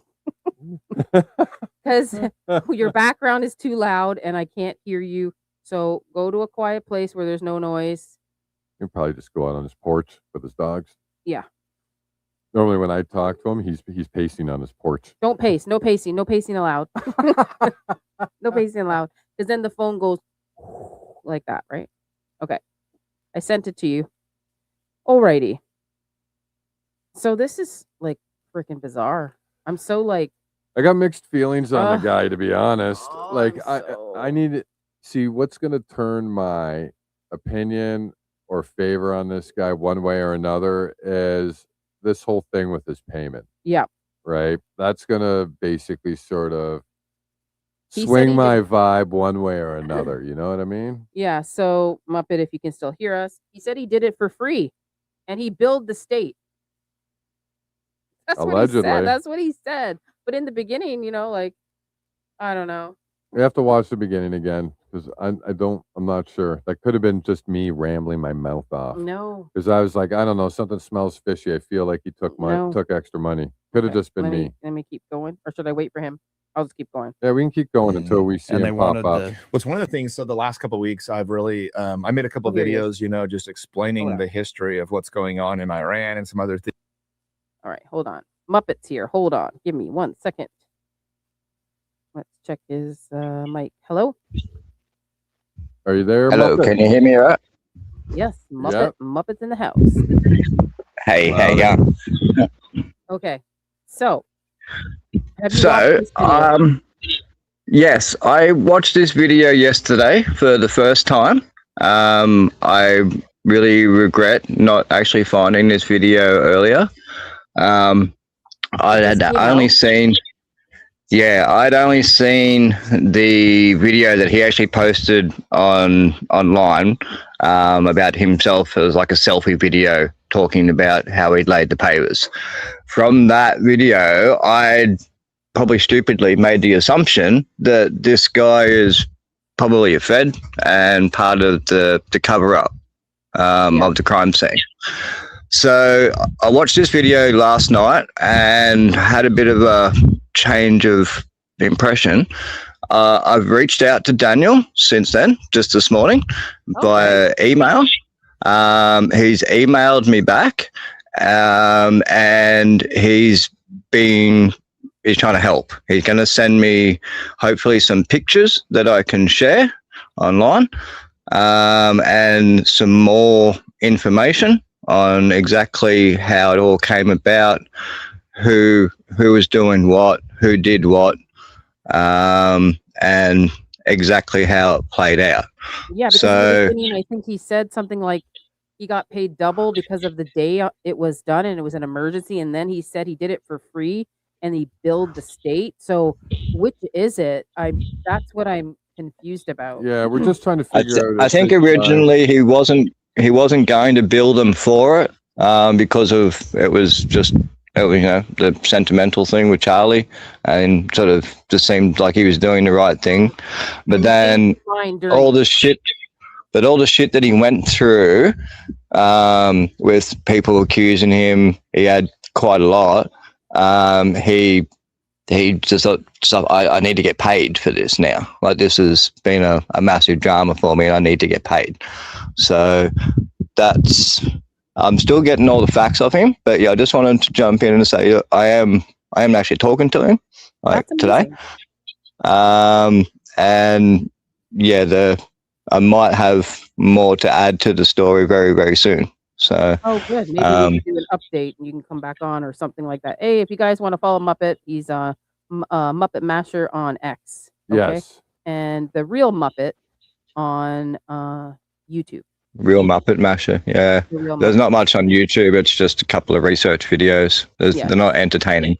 See, I was kind of swinging both ways with this guy because I wasn't quite sure. For me, it was all about whether he dived in for a bigger payment, more lucrative, or is what he's saying on the level, right? So like, Yeah, if he okay. actually did go I'll in, ask him that. Yeah. yeah, because if he legit had his crew there and they're like, hey, for Charlie, we'll come do this, and then he got hate and then decided to bill, hey, that's honestly, I have no problem with that at all. Well, I Like, want to no, know no, no. Yeah. if he accepted the money because first of all, he said that he got called and he said, well, nobody wanted to do it because it's a Sunday, right? And then he Yeah. got sent pictures saying it was the Charlie Courtyard, right? And he's like, oh shit, this is Charlie Kirk. And you know, he was talking about the price went up because obviously it's an emergency and it's on a Sunday, so he had to call Yeah. his guys. So I want to know, did he accept the money and then say no, I don't want the money because you know it was so emotional. He said it was emotional when he was doing it. Maybe he didn't want to Yeah. accept it. I And would then I would later, assume he would bill them after the job was done, and then maybe hesitated about billing him. I'd have to find Maybe. out exactly, but that's a very good perspective on it, Muppet. Like I didn't think of that. Yeah, because for me, that's what's gonna sway my opinion one way or another on this guy. Like, I try to give everybody, you know, a grain of salt with what they say, especially in the investigation. But you know, Yeah. we've seen a lot of lies, so it always leaves us second guessing people, right? yeah, So I regret not reaching out to this guy before I started commenting about him. I should have got his side of the story beforehand. But that's Weird. yeah. I thought you already talked to him or something. So weird. I hadn't spoken to him. No, I'd only spoken to people that knew him, and we ended up identifying just through his online content. And then, yeah, I made assumptions that I probably shouldn't have made. Oh, well, I think I might have been doing the same thing. I was just doing it too. Yeah. So Yeah, like, I think if the way he got the contract is on the level, I think this guy might be on the level, even though he seems a bit weird. Like, we're going through this video Yeah. now, and we didn't watch it before we went on, right? I got something. Hold on a second. I got something from Wisha. I just got this invoice. But that's good you're talking with Daniel. I think that's going to be very interesting, Muppet, and I'm really hoping that goes well. yeah. DM me next time you talk to him and download me on what's going on, because I'm very curious about I that. will. It's only just happening now. I just got another email off him like 10 minutes ago. Like it's live now. So Wow. I didn't know that you guys were doing this video. I jumped in like, oh crap, I need to come on. Well, Yeah. we had no idea either. Like, we seen it, the video came out, and we were just trying to find time to get it in, right? And we're like, okay, well, let's just go tonight and just do it, right? Because we knew, like, we've been trying, we've been following this for a while. Like, as you know, we've been all over the grounds working to cover up there, right? Okay, hold please. Yeah, I'm yeah. going to add this to the screen. I don't know if you guys can see. I got to take the comments off the stage. Okay. That's So the this is receipt for the Let's see if I can bring it up closer. Nope, can't. Sorry, guys. I don't know if you guys can all see this. So the bottom it says a balance is 5,887. Invoice. What's the date? Where's the date? September 14th. The invoice went out. That makes sense. Okay, you might want to Yeah. screenshot this. You might want to screenshot Yeah, so this. that's after the Muppet. job's done. Yeah, I've Oh, got he this did send an receipt. invoice out then. Then I've got this one, Yeah. and I've got another one as well. The invoice from the where they picked up the pavers from. so he did bill them. Yeah, but that you see the data that's after. Yeah, Yep, and it actually says recipient UVU Orem, Utah. Yeah. yeah. So he did He bill billed that. the state. He did. I'll have to find out exactly. He billed the state.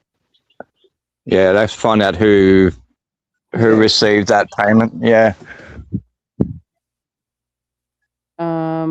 Is the second one you sent me, Wisha, is it important?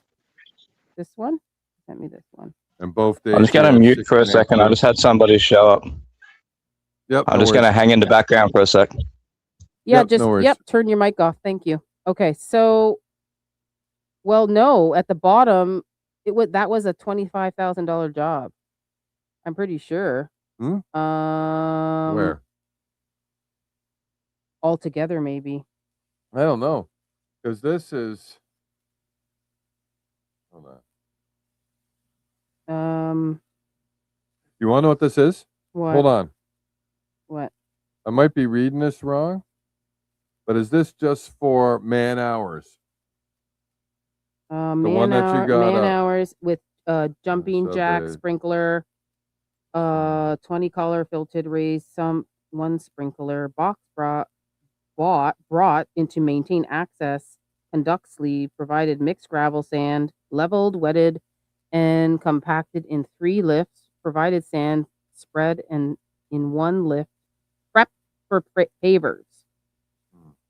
And then she sent me this. There's another one for $1,000 almost for the mix and the hours of delivery and all that.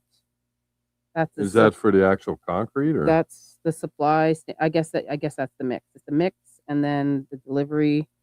That's adding on to this would be another $1,000. Yeah, that's what does that bring the bill up to? 6,000. So that's almost $7,000. That's only $7,000 they paid for that. Judging by these receipts, no, right? No. You got another one? What's that? Oh, I gotta put this one. Yeah, he was right. I think Scotty's right. And so Wishes sent me this. So hold on, give me 1 second. It is a $25,000 job. Like everything together, maybe, right? Sorry, guys. I'm like doing this in live time with you all. Scott says 7K. Well, we all know that word, where that came from. Does it start with the B? It starts with a B and ends with a Z. Okay, here's another one that I don't know if you can see it, guys. Here it is. Here, if you want to read it here, babe. Don't fill out the form, though. Why not? You can read it if nobody can read it. What? Holy shit. Yeah. $36,632.71. $36,000? Is that the total of everything? What is this? UVU Plaza Improvements. Yep. All right. What do we got? Deliver temporary fence. 600 Thank you so much, Wisha, for sending me all these documents. Shout out to Wisha. While I'm on live, she's been sending me these documents so I can pull them up. Yeah, so that first one, that's just, I was right. That's just for laborer's fees. So that's just what they paid the guys. Oh, okay. The actual job was about 23,000. That 6,000 there was just for the guys. Forklift rental, $225. Road base, $900. The UVU pressure wash afterwards was $500. Take a temporary screenshot, fence, guys. Take a temporary screenshot. fence was $600. Yeah, like that. Excess pavers returned to Lowe's minus 1,000. That's weird. Okay, pavers from Lowe's 6,000 total. Okay, so I guess they got rid of a guy. I don't know why he was minus $1,000 unless it was an error. Concrete state $60. Lights to illuminate the flags $300. Garbage bags $67. I wonder if all this was like covered by, because of what happened, this was all covered by something like maybe this was all covered because of it was an assassination, so this was all covered like a write-off. The actual title of the project is UVU Plaza Improvements. That's the name of it. And it's marked, the location that's marked down as Provo Regional Center. That's the name of the building that they put down on this. And they even got the project number. The project number is 263-29790. You don't find this suspicious at all? Okay. I think I don't find the numbers, like all the stuff that's going on right now with the numbers. I'm just talking about the paving of the thing so fast. That's suspicious. Yes, it is. We don't cover up a crime scene in one day. Oh, there we go. So yeah, they Wisha confirmed they overbought pavers and returned one. Okay, so that makes sense. That's the difference of the 1,000 on the bill. That makes total sense. Yeah. All of that makes sense there. Yes, it was pre-planned. but they ended up doing it earlier because of what happened. Yeah, so I think the way we figured it out is that it was pre-planned, but not to happen on that day. That's why they had to scramble to go find this guy. So $36,632. and I agree with Snoops. He said the price for a quick job is okay, and yeah, like you wanted somebody in to do it on a Sunday in Mormon Central. Like, come on, like you're not getting too many people willing to do that. Let me add Muppet back. You back? Yeah, hi. Sorry. Hi. Yeah, hi. Sorry, I had visitors. That's okay. No, if that's you have okay. to go, you have to go, right? No, I'm did fine. you know the whole job was like 36,000? Yeah, I had heard that figure before. I haven't seen that written on now. Yeah, you could take a screenshot if you want, or I can send it to you. Yeah. Actually, maybe I have seen that one. I'm not sure. Well, feel free to grab it, brother. Yeah. And thanks that to kind of Wisha. that kind of makes paver install was 22.9. Yeah. And then with all the bells and whistles and everything else, it comes up to 35. Yeah. Okay, so that kind of makes sense. Okay, so he billed them through the butt for it, so good for him. Yeah. Like, I just want to know how it happened. Yeah, exactly. As far as I know, the guys that he had doing it weren't his normal crew. I don't know for certain, but I think they're his church mates. I think he. Yeah, so he is Mormon. I think he ended Mormon? up. Yes, yeah, he's a Mormon. Yep. Okay. So that makes sense, and that's also why it was hard for him to get some people to even do it on a Sunday. Yeah. So that makes sense. So he had to go with like his B or C team, throw a bunch of guys together. He did. Yeah. Okay. Hey, you want to know what? I like finding guilty people when we're going through this investigation, but I also like exonerating people as well. Yeah. So do I. Yeah. It's actually more satisfying checking somebody off the list in a positive way, and I'm not saying that that's the situation yet. But it's looking like neither am I. Yeah, we're just getting to the bottom of it. I just don't think anybody's gonna be doing that for free. His crew, that's where I want to get down to what he was saying. Because in the beginning he said he took the money and he's gonna do it. He's gonna do the job, emergency job. He's gonna bring his guys in, and then in the middle of it, it got really emotional. And then, but it still he billed the state. So I just want to know how it went. Like, I didn't understand it in the clip that it didn't make any sense. So, honestly, I understand that. Yeah, he could have taken the job, agreed to do it. Once he got down there, maybe he was thinking of just doing it for free. Yeah. But then once he got harassed for how the serious nature, maybe he said, "Fuck this crap, I'm billing him." Like, yeah. So you never know. It could have been a wave of thoughts and emotions that he had maybe over a couple days. I just told Chris, like, in the beginning, I'm like, if I was called to do that and they sent me pictures in the Charlie Kirk courtyard, I'd be like, hell no, I ain't doing that. Yeah. That's odd. Right off the bat, you're working you're a landscaper. You should know it's a crime scene. You should know that this is odd to do it on a Sunday out of all days, and it's an emergency. What's the emergency? What is the emergency?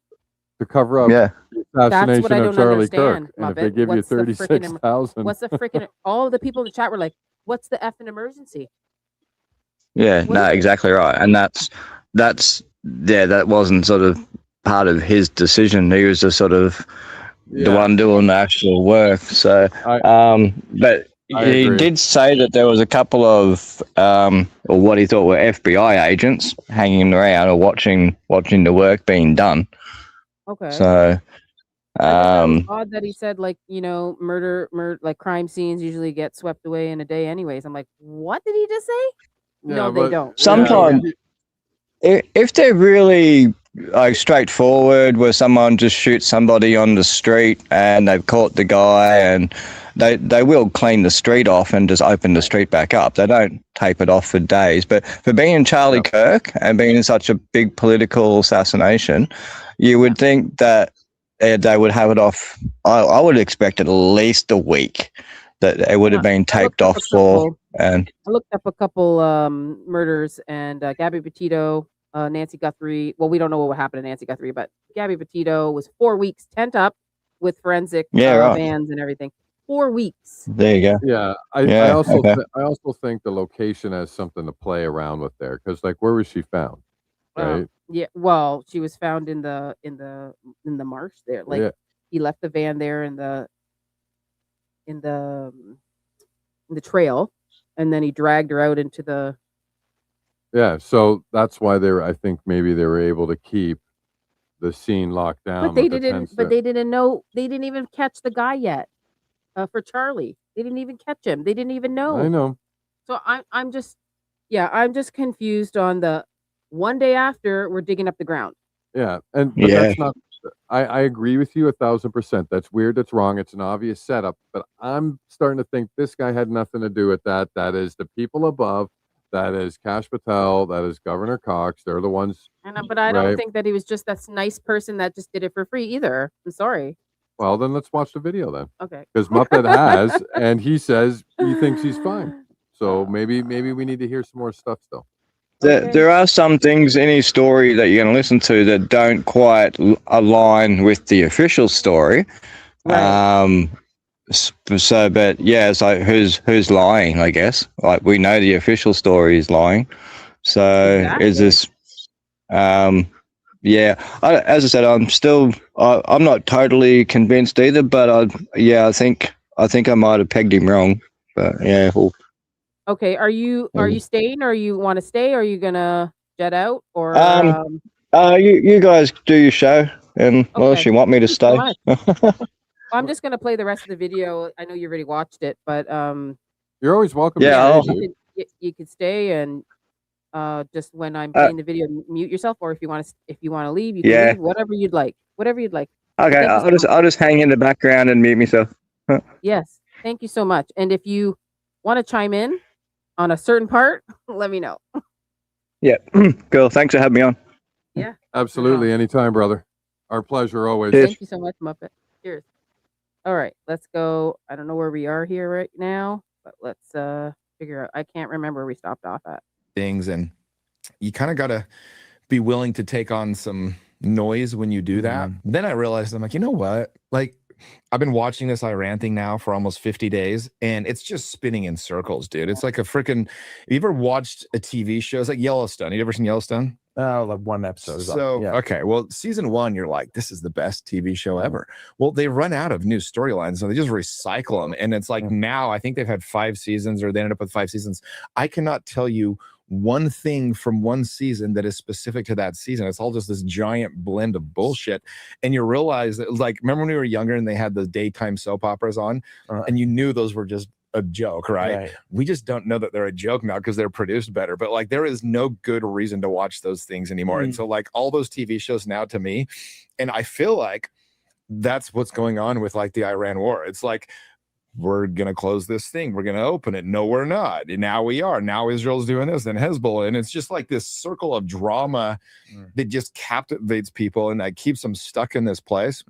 So I made the decision a few weeks ago. I'm like, I'm gonna every day I'm gonna skim through my suggested videos on YouTube, because it'll tell me the headlines of what's going on, but I'm not gonna actually watch a video or read anything about it. And dude, I feel like I'm just as informed, and I haven't had to kind of worry about anything. You know, there's a famous quote, I can't remember who it was, but he said, if you watch the news, you're misinformed. If you don't watch the news, you're uninformed. It's kind of like, that's where we're at. But so I don't watch the news. Well, my point is what you're saying. I've done the same thing now. I've just kind of withdrawn a little bit from it. I don't want to pretend it's not happening. We need to speak up. We need to like call out the bullshit. Like, I do think it's working in a lot of ways. But I also think it's just this drama circle that just keeps. I don't know why he's pivoting to that. Maybe I'm waiting for him to keep asking questions, because this is about that day, right? So maybe it's just a small pivot. Let's keep going. You're stuck in these patterns of drama that really go nowhere. Well, and this all pulled me into that for about a month. I was just like, I was constantly checking Facebook to see who There we had go. just cut up my video and hammered me. You know what I mean? I'm Well, if like, you're not used to it, it's very uncomfortable I at had never first. had that before. Once you've had it a few times, yeah. you realize these are just very unhappy people Right. that have nothing better to do. Right. Truly. Yeah. But the first couple of times, you know, It was a shocker. I was like, holy shit. I shouldn't have put that video out. like bro. I just did my fitness show a couple weeks ago, and somebody had set up an entire account. It was a brand new account. And they were just like, went on my page and they're like, you're ugly. You're still, your skin is orange. You still look fat. And I was like, kind of just laughed. I'm like, I was a little bit flattered. I'm like, because I literally got down to 9.3% body fat. I got it. I got it like measured on a DEXA machine. And I was laughing. And I was just like, God, this person. I go, do you think their blinds were drawn when they did that? You think they're in a basement? Is it their mom? This is like my first time watching this Jimmy Rex guy. I don't know if you guys watch him a lot. I think I saw a couple other, maybe that's false, 2 or 3 other of his shows, but I'm not a regular. I just subscribe to him though. I've seen some clips of his before. Yeah. Like I've caught clips, but I don't know if I've ever sat down and watched like a full podcast. Yeah. Basement. It was just like, where do you have to be in life that you're like, I hate Jimmy so much that even when he's doing, you know, and it's what you realize though, it's just like, and I didn't even respond. I just block him now. It's like, I wouldn't let somebody walk in my house and just start saying things I don't like. So I'm like, anytime somebody comes at me now, I just block them. It's just, it's for your own peace. You just get used to it. Well, because I was doing your Zen garden when this all went down and you're like, dude, don't read the comments, dude. You know, you gave me really some good context. You're like, dude, if somebody comments some bullshit, block them. Yes. Don't even give them do not respond because their win is being significant enough that I mean, we don't block them right away. I don't like unless you just like it's just a constant actual everyday stupid comment. I get like then you're just blocking everybody every day. You got to have an opinion if people have opinions. You need to say it unless they're actually being harassing. Look at that guy's arm though. Like, what is that? He was just about to finish his statement, and that guy, I think, when he finishes his sentence, there'll be a little more clarity there. Yeah. Plus, he did make a reference, and hold on, did I just see that here? Yes, I did. So Mark Miller actually meant he just puts in Zen Garden ? Because that guy said so. Go back like 20 seconds. The guy says, I was doing your Zen garden, and then I missed that. And look at his arm. Like, what the heck is that? Oh, nothing. He got a pump on before he did a show. That's really pump, like right on your wrist area. Like, what is that? I didn't go back too much, did I? I don't want to go back. You really some good context. You're like, dude, if somebody comments some bullshit, block them. Yes. Don't even give them do not respond because their win is being significant enough that that's a part of the story responded to them. Yeah. And that's the only way they win. And so the only way to actually like get them to go away is you literally just block them and never speak to them again. Like, yeah. Well, and that's exactly what you go through on X. They want you to respond so bad to what they say that they troll until they get you there. Yes. I mean, I still read it. I don't really care. It's like popcorn. It's like popcorn. I'm like, okay, I'll just send you like a GIF funny meme, like, you know. I don't care. Wish I had a funny comment. Allie, don't simp. Chris is watching. Oh man. Right? Wish I knows all about X. We've been through it. Good night, Debbie. We've been through the mud. Oh, is she leaving? Yep, she's leaving. Good night, Debbie. I didn't see her post. Good night. Thank you so much. Have a great rest of your show. Thank you so much. Have a great night and see you Friday. Okay. Now we're going to continue on, right? How much more we got in this? We got I mean, I don't know if we got like is it 22 minutes left? So there's a lot. We got to go through it. I can fast forward a little bit. Gotten better. Let's go into the Zen garden, bro. You killed it out there. Yeah. I know. If you follow me on social media, go check it out. My Zen garden. It was funny. I moved into this house and you see, I rewound it. I'm not rewinded again. No, it's okay. Just stop it there, because that was actually the comment that I noticed in the chat from I believe Mark, and he was saying that he did the Zen garden for the guy. For this guy that's sitting there, for Dan? Merrill? I thought for him, he's talking about his Zen garden. Well, he lives in Utah. It looks like they're friends or something. I don't know what's going on. I'm gonna play it back in. We'll go 1.5 speed. Okay, And we'll try to get through this a little see bit what quicker, this guys. sounds like. Said it was a 3/4 acre lot, and I don't know, I was coming from like a 1/4 acre, so I wasn't sure what to look for. And you never know how your house like sits on a lot. But then I went to my brother's house, and he's on a 1/2 acre, and his backyard was like much bigger than mine. I'm like, what the heck? And so I realized I had this whole side yard that had been fenced off that was mine, but it's, what do you call that, a retention pond? Yeah. And so the city's like, yeah, you can do what you want with it, but you just can't build a permanent structure. We have to have access to it. And you came over, and I was a little naive. I was like, didn't know the cost of trees and rocks, but there we go. So he came over. They're friends, yeah. Yeah. Okay. Thanks, whoever in the chat. That Yeah. was Mark Miller, I Yeah. believe, who said that in the chat. So these guys are buds. So prepared question. What did we miss, Mark? You keep asking us to rewind. What did we miss? Rewind? I'm not rewinding. No, Rewind to Zen Garden? You're saying rewind back to the Zen garden. Oh, really? I'm gonna have to like take it back to the speed. I can't like literally do that right now. Okay, rewind. Let's see what he's saying here. All I wasn't sure what to look for, and you never know how your house like sits. Yeah. Well, so I've gotten better at that. Well, let's go into the Zen garden, bro. You killed it out there. Yeah. I know. It's if you follow me on social media, go check it out. My Zen garden. It was funny. I moved into this house and said it was a 3/4 acre lot, and I don't know, I was coming from like a 1/4 acre, so I wasn't sure what to look for. And you never know how your house like sits on a lot. But then I went to my brother's house, and he's on a 1/2 acre, and his backyard was like much bigger than mine. I'm like, what the heck? And so I realized I had this whole side yard that had been fenced off that was mine, but it's, what do you call that, a retention pond? Yeah. And so the city's like, yeah, you can do what you want with it, but you just can't build a permanent structure. And we have to have access to it. And you came over, and I was a little naive. I was like, didn't know the cost of trees and rocks, but dude, I'm so like proud of it. It looks so good. I love to just sit out there. And how was the experience for you of because it's first time doing something at that scale, that big? I mean, it's a quarter. No, as far as a Zen garden goes, I guess. Sorry, that's what I meant. Yeah, we did some really big commercial projects. Yeah, that we put millions of pounds of rock on. This one we were probably about 650,000 pounds of rock. So how many pounds of rocks I had? About yeah. That's insane. Right. Well, and it's funny because I met with Jimmy, and I'm like, all right, dude, is there ever water in this thing? And he's like, no, never. And then we have the wettest March on record. No, it was October. October. The wettest October on record. Like it was the day. All right. We're friends. All right. So I've been to your house. You've been to mine. All right. So I get what Mark was saying. He was saying that the bald guy brings up Zen garden first. Yes. Yeah. Okay. So okay. So they're friends. Yeah. So I don't know.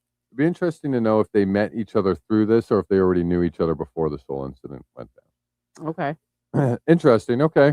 I got 96 views and 103 likes. Thank you so much for telling me that. I'm so happy that people are watching. Considering it was random, yeah. Yeah. Okay. Let's keep going. You started literally the day you started the Zen garden. It didn't stop raining for a month. No, and it filled up. It filled the whole thing up. Oh gosh! So we were dealing with and mud. we were like racing against the winter, you know? Yeah. It just kept filling up and trashing us out, and it was like, holy shit!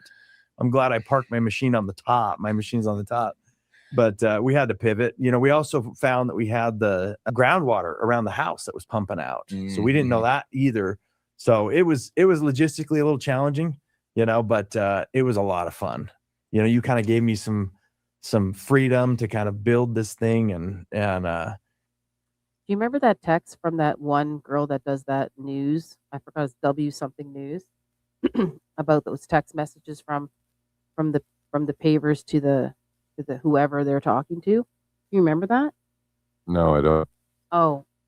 There was one part of the text is like, you know, we got to do this. You got to, we got to land here. Make sure this happens, that happens. And he goes, don't worry. My guys will keep quiet. They're good at it. My guys, they know how to keep quiet. So I didn't forget about that text messages that were out. Still in the back of my mind. I'm wondering if Muppet can find out if those text messages are coming from him. I gotta send that to Muppet. Anyways, moving on. We made that water on purpose, so it's kind of your water feature. Yeah. Well, it's Yeah. kind of cool because it's like I had a They're vision friends. for it, and Muppet, they're it friends. turned out even better than the vision did. Muppet, did you know they're friends? Zen Garden, they're talking about digging. Dude, it's Yeah. like I don't know how else to say that. Yeah. I really love it. I go sit out there almost every day, and I wanted to put a teepee in the back of it. My neighbors love it, dude. I had the other day these 2 little girls from the neighborhood came over and they're like, "Can we play in your yard?" I'm like, sure, go ahead. That's pretty Make funny. sure you get everything out of there. Yeah, I know, right? I'm gonna have They're kids throwing rocks at each other or something, but They are. very cool, man. Yeah, it was a lot of fun, man. I love working for people that know what they want and they know that there are costs associated, and we do it right. That's how we do Yeah, anything. you have to do it right. Well, I mean, even on the Zen Garden, there was a couple times we had to add stuff or pivot. Yeah, I mean, yeah. you end up going, "Hey, do you want it to look right? Or do you want to save the money?" Yeah. And I want to know, there was text messages that were released between somebody and somebody, like UVU and the contractors. I want to know, and I'll send them to you. I want to know if he was the one saying, "I can keep my guys quiet. They're good at that." Like, the text messages went on and on and on. I don't know if you've ever seen them. They were like way back in, like, I guess November or of October. I can't remember, but I will send them to you, Muppet. That's a question I'd like to have answered, because those were, I think people in the chat know what I'm talking about. thankfully, I was in a position where I just wanted it to be right. Yeah, but right. I feel like it was pretty easy to work with. Yeah, 100%. Yeah, I loved it. Yeah, good. Yeah, Okay. yeah, it was great. I try to be easy to work Yeah, with. it was There's great. empathy for like things that take extra time. I mean, everything just, again, it rained for like a month straight when we first started, but you guys still finished on time and still did everything. It was fun. We sometimes it takes a little bit to see what the space calls for. It kind of so each day we would just kind of get. Yeah, those last minute adjustments of changing the black and the red rock. Yeah. was huge, dude. Yeah, it big, adds so much. Big, so much contrast. Dude, you have 3 employees. We're 4 now. Yeah. Well, the 3 guys that were here. Yeah. Those are 3 of the best workers I've ever seen. They're great. I can't. What's their names, because they deserve to be said. Will and Alex are the twins. The twins. Yeah, and Dwayne.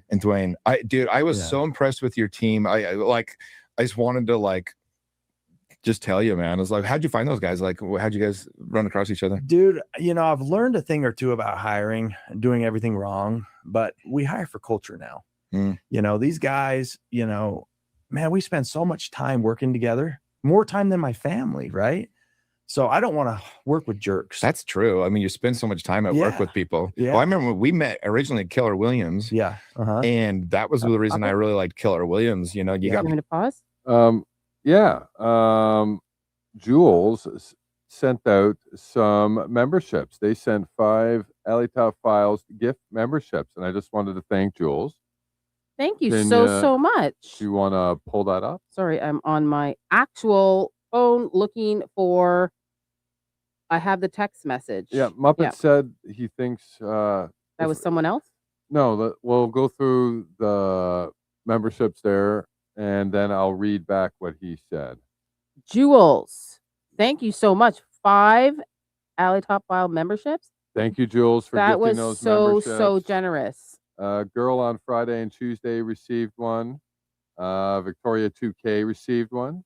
CJ Bada received one. Surrendered 2314 received one. Wow. And April Blue Iris received one. Thank you so much, Jules, and everybody thank Jules for those memberships if you received one. Yeah. Now, going back to what Muppet said, he says he thinks those texts were from him, possibly, but he'll figure it out. So, do you want me to send you the link? I'll send you the link. Yeah, just DM him the link. Yeah, I'll just DM you the link, Muppet. Okay, because she's gonna send it to you on X, Muppet. Oh wow, he sent me a picture. Am I allowed to share that? I don't know if he's still in the chat. No. Okay. Okay, don't. Not yet. Not yet. Okay. Okay. I think I recognize the other guy that was there. Okay. Wow. Muppet is on the case. Wow. It's not even completed. Thank you there. so much for that, Jules. And whoever got the memberships, that's amazing. And Muppets on the Case. He's talking to Dan Merrell. Keats. Thank you very much. Sent me a new shirt design. Muppet sent me a shirt design too. Nice. Thank you very much, Keats, for that $2 super chat. And Thank you. more importantly, the new shirt design. I mean, I don't even know how to do shirts. I don't know how to do like buy me coffee. I don't know how to do websites. So yeah. I don't know what I'm gonna do with this shirt and how am I gonna get it going if I ever do one. I'm thinking about like hats. That would be fun, but I'm not even like big. I'm just like a small channel. Yeah. maybe if something And happens. Mark Miller asked, why not? Why can't we share the pictures? We don't have permission to. Yeah. So, if somebody does us a solid and gives Muppet some pictures and says, don't share them, and then they end up on a live stream that night, there's a good chance he won't give Muppet more pictures. Yeah, then we don't have then we don't get any more stuff. Then we don't have the trust. Not yet. We will. I can probably explain a little bit there for investigation purposes at the moment. So he's being quite open and trying to help out and offering up what he can so we can investigate it, but he doesn't want them published yet. So okay. I hope people can understand that. We'll definitely share whatever we're allowed to share. We're not holding anything back. People are saying don't pull a Gary. Yeah, we're not. It's We're not. I've only just made contact with this guy, so it's he seems. Now you know how Candace feels. Yeah, he's trying to help. And then yeah, I totally understand how if you get information from people that they don't want to publish online, then I don't have permission to publish it. So but they're showing you. Yeah. Now, if I find a smoking gun in the photos, I'll share it to everybody. I don't. If there's some truth in it that's really, really obvious that everyone needs to see, I'll put it there. I'm not. People that are in the photo, maybe they don't want to be like shown and blah blah blah. I have no problem with that, especially since you're just trying to build trust. That's how you do it. And he's and Muppet is still working on this. He's still trying to talk to him, so he can't just be like, oh, he sent me a picture, I'm just gonna throw it out on the internet. No, it's just like it's gonna go. I wouldn't do that to. I wouldn't do that to anybody. That's not. That's not what I'm trying. I'm trying to find out who killed Charlie. I'm not trying to just for clicks and likes. So it's not like I'm looking at it right now. It's not like it's a oh my god photo. It's just it's just a picture of the courtyard. That's it. It's nothing. But with the crew, which is interesting. Yeah, it's nothing spectacular. Like I'll look at it later to see if I see anything that's suspicious in it. I would like you. I have so many questions for you. I just want to dive in for a second quickly. Hold on. Just want you. I'm gonna send you a couple questions that I want you to ask him for me. Like I'll write it out for you. I'm happy to ask him, and people can send me direct messages if they want, and I'll ask him questions. That's fine. I've got no problem with that. I'll ask him anything. So, if anybody has a question that Muppet, like you want Muppet to ask him, just type it in the chat that you think, or send him a direct message. Okay, guys. I just want to say good night to Mad World. She was signing off. Good night, Mads. Hopefully, I caught you still. Good night, Mads. Thank you for coming. Okay, what's this one? You're telling him everything you want to know, like he can't watch this and tell you what you want to hear. Hold on. What? You're telling him everything you want to know, like he can't watch this and tell you what you want to hear. Are you talking about like Daniel could watch the show, I guess. Oh yeah, I guess. He's not gonna watch my show. I don't think he's gonna watch my show. That's the problem. Nobody knows we exist. Yeah, like we are in this small, beautiful corner he might watch of the Baron podcast or world. Candace. I don't think he's watching my show, but who knows? Maybe. What did Wisha say? Muppet, I appreciate you and reaching out to this guy. We appreciate you, Muppet. And so I I sort of claimed him as a Fed, so I felt a little bit bad that I didn't reach out to start with. So, and now I have, and he's replied pretty much straight away, and he seems to be helping. So, I'll keep everybody updated on it. Perfect. Thank you so much, and I will send you my questions tonight. When are you speaking to him next? Is it going to be soon? We've swapped mobile numbers, so we might get a call. I don't know. Well, it's just playing out now. So I'm just telling you guys exactly what I know. But that's great. Take your time, Muppet, and talk to him over this coming week, and see what he's able to tell you. Yeah, it's very relevant. It's important. It's important to know. So, yeah, it is. But yeah, I probably should have done this to start with. Hey, you want to know what? There's probably a bunch of things we could have did at the beginning, but it just didn't cross our minds. So much stuff. There's so much stuff. Yeah. So I better late than never. Maybe, talking to this gentleman can end up pointing us towards somebody else, and you never know, right? Yeah. Okay. Well, I still got a little bit more to go. I don't know if this is. Are they going to continue to talk about this, or should I continue, Muppet? Is he still there? They do mention a little bit more. He talks about a bit about Candace, and yeah, they do. Speed it up. They stray into the weeds a little bit, but yeah, I think that's what they were doing now. So we'll put it up to 1.25 speed, and we'll try to roll through. Let's hear what else they have to say. People like Nova Lee in there, and I just loved the culture of it. And then it shifted a little bit, and I went and bought my own office and had my own team culture again. But I sold you that office. But it's dude. Did you know I ended up selling it last summer? Yeah. I bought it off you. That's right. I forgot. I sold it to you. Dude, so I bought it for $150 the building. Yeah. Built the podcast studio. Hold on. So the guy sold him an office too. These guys are really good. Yeah, friends. Built his studio. I have a bit of info on that. He used to be a real estate agent. Okay. His Daniel Merrill. He used to be a real estate agent. He probably still licensed. He's got his own website and stuff. Okay. But Hardscapes Utah only started in early 2025. Of course. So they're a very new company. Sorry. And he did get a couple of jobs, not with government though. I don't think. Like he's never worked with UVU before. Sorry. You're saying that he just started this paving stuff in 2025? Yes. Yeah. Sorry, that's sus. That's sus for me. Yeah. If you look at the company records for Utah Landscapes, it was originated, I think it was January 25 off the top of my head. I'd have to go back and look at it again. I mean, why is everything happening in 2025? Like everything from May onwards. Like that's it's all very new. But yeah, he used to be a real estate agent, so that's what he means when he sold him the property. Gotcha. Okay. You remember even Butch's son started the paving business in 2025, right?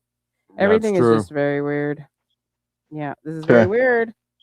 And didn't Henry Dell start his construction job? Oh yeah. Yeah, Henry Dell started his in 2025 as well. Guys, like what is going on here? This 2025 construction stuff.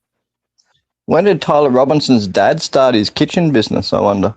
Oh man, I think I have stuff on that. I got like 27,000 photos. He builds kitchens too. Yes, he does. And Tyler Robinson's an electrician. Okay, so we'll just keep moving on. That's a question that I'd like to know. What made him start this business in 2025? Well, start scribbling them down. Oh, I got lots. Like, see, if me and Muppet were sitting there, the questions that we would have. Just saying. Hey, maybe you can ask him if he wants to come on my show. Muppet? I could ask him. Yeah. Yeah, I could ask him. Yeah. I would love to talk to him. Love to have him on my show, even though I'm not like a. Why not? He'd probably go, you want to go on Alley Top Files? He'd be Alley Top who? I don't know who the guy is that he's talking to now. It's probably a friend with a podcast or something, but I don't know who he is. So you'd have a bigger audience than him. Told him his studio. Yeah. Build Zen gardens. Dan. My goodness, this guy. Okay. But hey, And he, sold it 2 he years does later seem for, fairly open. 500,000. Oh, hold on. Yeah, great. it's a good one. Yeah. Sorry. What were you saying? No, you go. He does seem fairly open, so there's a possibility he might come on. No, that's true. Especially if he went under a little bit of slack and is trying to clear his name, you figure he'd want to, right? But I remember, Yeah, I remember somebody else saying in the comments, I think it was Snoop saying, going on podcasts won't help your reviews online, and he's kind of got a point, right? Well, he can come on mine, and you can join me, and we can both ask him the question. Yeah, you guys are pretty fair and honest, so it's not. Yeah, so he might. I don't know. We can find out. Yeah, we can. Just let me know, and we can make it happen. And I won't attack him or anything like that. I will bring milk and cookies. Did you hear what Wisha said? Wisha's like, Ali would say, "Hey, so your ripped friend with the Zen garden, is he single?" Oh my gosh. Oh, I'm not gonna do that.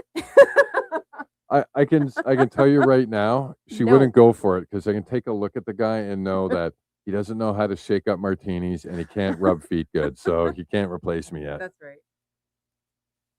And you never missed a coffee yet to my bedside. Ever. Oh my God, MILF and cookies. Milk. Okay, we got it. Whoa. All right, we're crashing out here. Okay, Let's get through Yeah, this. that was a good investment. What I forgot to when we were at Keller Williams, but yeah, that was culture really is so important because you're spending literally 8 to 10 hours a day in the office with these people Or in the field. or in the field. Yeah, but you. So the twins way back in real estate when they were just young kids, whenever I would have an event, I would call their mom and be like, "Hey, you got some kids? Come help." And the twins would always show up and they just nose to the grindstone, good attitudes. And so when they graduated high school, they're like, "Yo, what up? Can you put me to work?" And and I got to be honest, I was a little surprised when I saw a full white crew show up to do landscaping. My neighbor always makes fun of me. You're the only guy not worried about ice right now. Yeah. My other guy is the only, my neighbor always says, "Dude, you work like a Mexican." I'm like, damn straight I do. Yeah. There's something proud about Of that. course. Right? No, Those guys whip their asses yeah, off. it's a compliment. Yeah. And but they're smart and they use their heads and they care. We don't kick each other while we're. So he did hire those guys. That is his text message. This is his Mexican workers. I do want to say one thing. The Mexicans do work their freaking butts off. They do. So, like, when we were getting our pool and deck redone in Florida, we owned a house off the coast of Florida, Tampa Bay, Anna Marie Island, and we had 2 good American guys. They did all our woodworking and our decking, but the Mexicans did the pool area, and there was like 20 of them, and they busted their butts. Like, it was like watching an ant colony work on something. There was so many of them, and they did the work so fast. Wow. And we were grateful because we couldn't be there the whole time. So the 2 main guys, like the 2 big American guys who were doing all our woodworking and deck, they helped supervise when we weren't there. So we were so grateful for that. But they did a good job, man. I got to say. I believe it. I mean, I know I've heard they're amazing workers. So I just want to I'll play it after I'm finished this video. I'll play the text message thing. Yeah. Okay. Down. And that's Somebody told me to speed it up more. We do what we say. We say, we say what we mean and we mean what we say. Right. And that's kind of been a little bit slower to hire, because I want to make sure that we're, we got buy-in on everybody that this guy's a good fit. Yeah, that's really smart, man. I actually did one of my coaching calls for We Are the Day yesterday. Group 5 is in the last part of their course, which is all about business. And we talked about culture. So many people sacrifice culture, like it becomes this buzzword, or they talk about it, but they don't actually live it. And I saw it with you guys, man. I'm very rarely overly impressed with somebody's work ethic because I know what that looks like. You remember from my real estate days. Nobody's not working with you. So when I see guys like that, I'm just like, good for them, man. They really were great. You real estate too. You just said from my real estate days. Yeah. So this guy's real estate. They're both really, really probably friends for life. Okay. Great employees. And just so pleasant to be around. I really enjoyed them. I mean, they're in my backyard for 2 months straight. I know. And just very likable dudes. It's fun, man. It's fun. I never, I think my soul started calling. I grew up in machines, when I was 2, when my brother was 4, we snuck away, dug a 10-foot hole and my brother fell in. I went and saved the day, you know. So we've been in machines forever. It's kind of the family business. And then I went a different direction, did real estate. And 2018, I built a spec house, and my soul was like, I enjoyed the journey. I had stopped enjoying the journey, you know, selling real estate. There wasn't like the finish. At the end of the day, it was hard to see what you did, right? And so anyways, it's been a good journey getting back into the dirt. And yeah, that is a cool thing about like what you do now. Like when you're done with the project, I bet I'm showing up here today at my house. It's probably satisfying to go out and look at the Zen garden. Yeah. Every time we're in the area, we drive past my guys have all brought their families here. Oh, cool. And they're like, dude, come check out the Zen garden. Yeah. It's just fun to build cool shit. Yeah. You know, and my neighbors love you. They've all mentioned how much better it looks. You know, I haven't followed up since I put the giant teepee in the back corner, but I think it adds. Oh, yeah, I think it's great. yeah. I think people like that stuff. It's you know, a rad yard. Yeah. No, I really like it. I always wanted to have a cool yard. That was honestly the main reason I moved to a new house is I just wanted a yard. My old house, I spent, so I've been here exactly a year. I moved in April last year. All right. Enough with the yard. Oh, yeah, and I have spent more time I've spent about 25 to 30 hours. I like his stuff, but I don't know that I could do it, bro. For about 6 months. Are you gonna be able to make the reunion next month? Yeah, I think so. Sweet. Yeah. How was your overall experience? Dude, I was thinking about that when I was coming up here. Like the leadership group was the group I absolutely needed that I didn't know I needed. Yeah, dude, like it was definitely God, bro. It was God. I was in the tribe, and I was kind of like, I was wanting more. I'd seen a few guys that had shared on some of their, you know, the leadership group, Ben Care. I've been friends with him for a long time. And dude, for a long time in my, you know, for several years, I'd gotten so caught up as a father and all the demands. I was always like emotionally bankrupt. And I wasn't doing what I wanted. I wasn't speaking my mind. I was just not coasting, but yeah, that's one of the two main reasons people reach out about the program. They're drifting. They're like, I'm just kind of going through life. I quit, you know, having a passionate life. I quit going on adventures. I quit, you know. And so I reached out to Ben when I saw that leadership group 4 had opened. I said, what do you think? He's like, dude, just do it. And I sat on it, and then it filled up. And so I joined the tribe, and I don't know exactly the time. I'm guessing that was probably August or October. It was August, late August, yeah. Late August. You were doing a Tony Robbins Date with Destiny. I had no idea what that was. I did not know. I've always wanted to do Tony Robbins. I didn't know it was like 7 days. 7 days. Holy shit, dude. And like not just little days. No, you're talking 10 in the morning till midnight. Yeah. In groups and all the things that I don't do well. So anyways, I went to that, and like the second day, you know, my brain was telling me, dude, you gotta go. You got these big commercial jobs that I'm doing for my dad, big landscaping jobs. He had an expectation on me to get it done. And I'm like, I can't stay, dude. And the third night, my back was hurting so bad. And they were making us think on the fly. And I don't do that well in a group setting. I like to sit, I like to journal, I like to meditate and pray. I start my day with God. And it was like 1 a.m. at this point, and we're doing this process, and everybody's gone but me. And I kind of did it half-assed. You're still talking, bro. And shout out. You remember who it was? It was Jeff Daniels. It was Brett. Yeah, Brett, cool. And a few other guys that. I mean, all the guys were just solid, but they were the ones. Yeah, Brett is the one who called it out. And anyway, so get to the end of the week, and you get home. We've been in your house the whole damn week, right? Yeah, my neighbors were pissed. I thought I was running some new business out of my house because I had like 10 cars there every day for a week. Yeah. And you invited me to Moab, and I'm like, and I experienced something that I had never experienced before. We did a meditation in Tony Robbins where I don't remember what he was talking about, but when he helped heal his wife from her sickness, he was in India doing a meditation, healing, you know, transcendence. Okay, cohesion healing. Yeah, we're doing this meditation, and dude, I was hurting. Like I couldn't even sit in that chair anymore. It was just resonating pain up my head. And again, this was I think 2 or 3 times I'm ready to freaking run. You know, I'm like, I can't come back. I can't do this. And we get in this meditation, and the pain goes away. And I'm like, holy shit, how was that?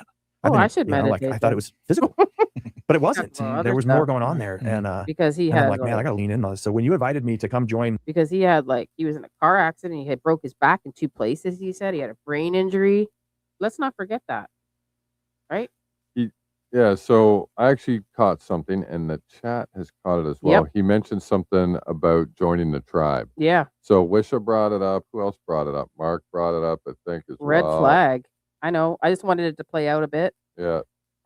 Oh, it's interesting. I didn't quite catch it because I think we skipped by it. We fast forwarded a little bit. But he was done with the tribe. Like I waited a bit and then I fast forward because then they started talking about something else. Yeah, and it looks like it led into his spiritual journey. He healed his wife. Yeah. I mean, I'm putting the link of this video in my description. It's already in there. If you guys want to rewatch it or whatever. Yeah, I want to rewatch the beginning. Hey, Lilligan, we talked about you in the beginning. His Zen garden looks amazing, though. Oh, so you've seen it? I haven't seen it. And by the way, everybody, when we told you about how we were chasing down some stuff live on a stream earlier, or actually in the beginning of this stream, how we mentioned that, yeah, that was Lilligan. she hopped in a ride and chased down some stuff for us. So just wanted to point that person out. They did the This guy. on-the-spot reconnaissance for us. So this guy here, Clyde, the one that's in front of the screen here, his name is Dan Merrell. Link is in my description of this video. He was the owner of this landscaping. Yeah, it's called Landscapes Contracting or whatever. Landscapes. Yep, he did the paving. He didn't do the digging of the Didn't do the excavation of the lawn. All he did was the paving. Him and his crew did the paving. The UVU groundskeeping team did the excavating of the grass. He and then was they came in there. and paved. He was there from Sunday to Monday. Emergency call, emergency paving requested to do for this job. So you got to rewind and watch the whole beginning. We were talking about it. Yeah. So I hope I answered your question there. Yeah. He's in a tribe. I gotta find out what tribe he's in. Leadership group 4. I'd had the most profound. I'd been married at What that the point heck is 10 on years. his arm?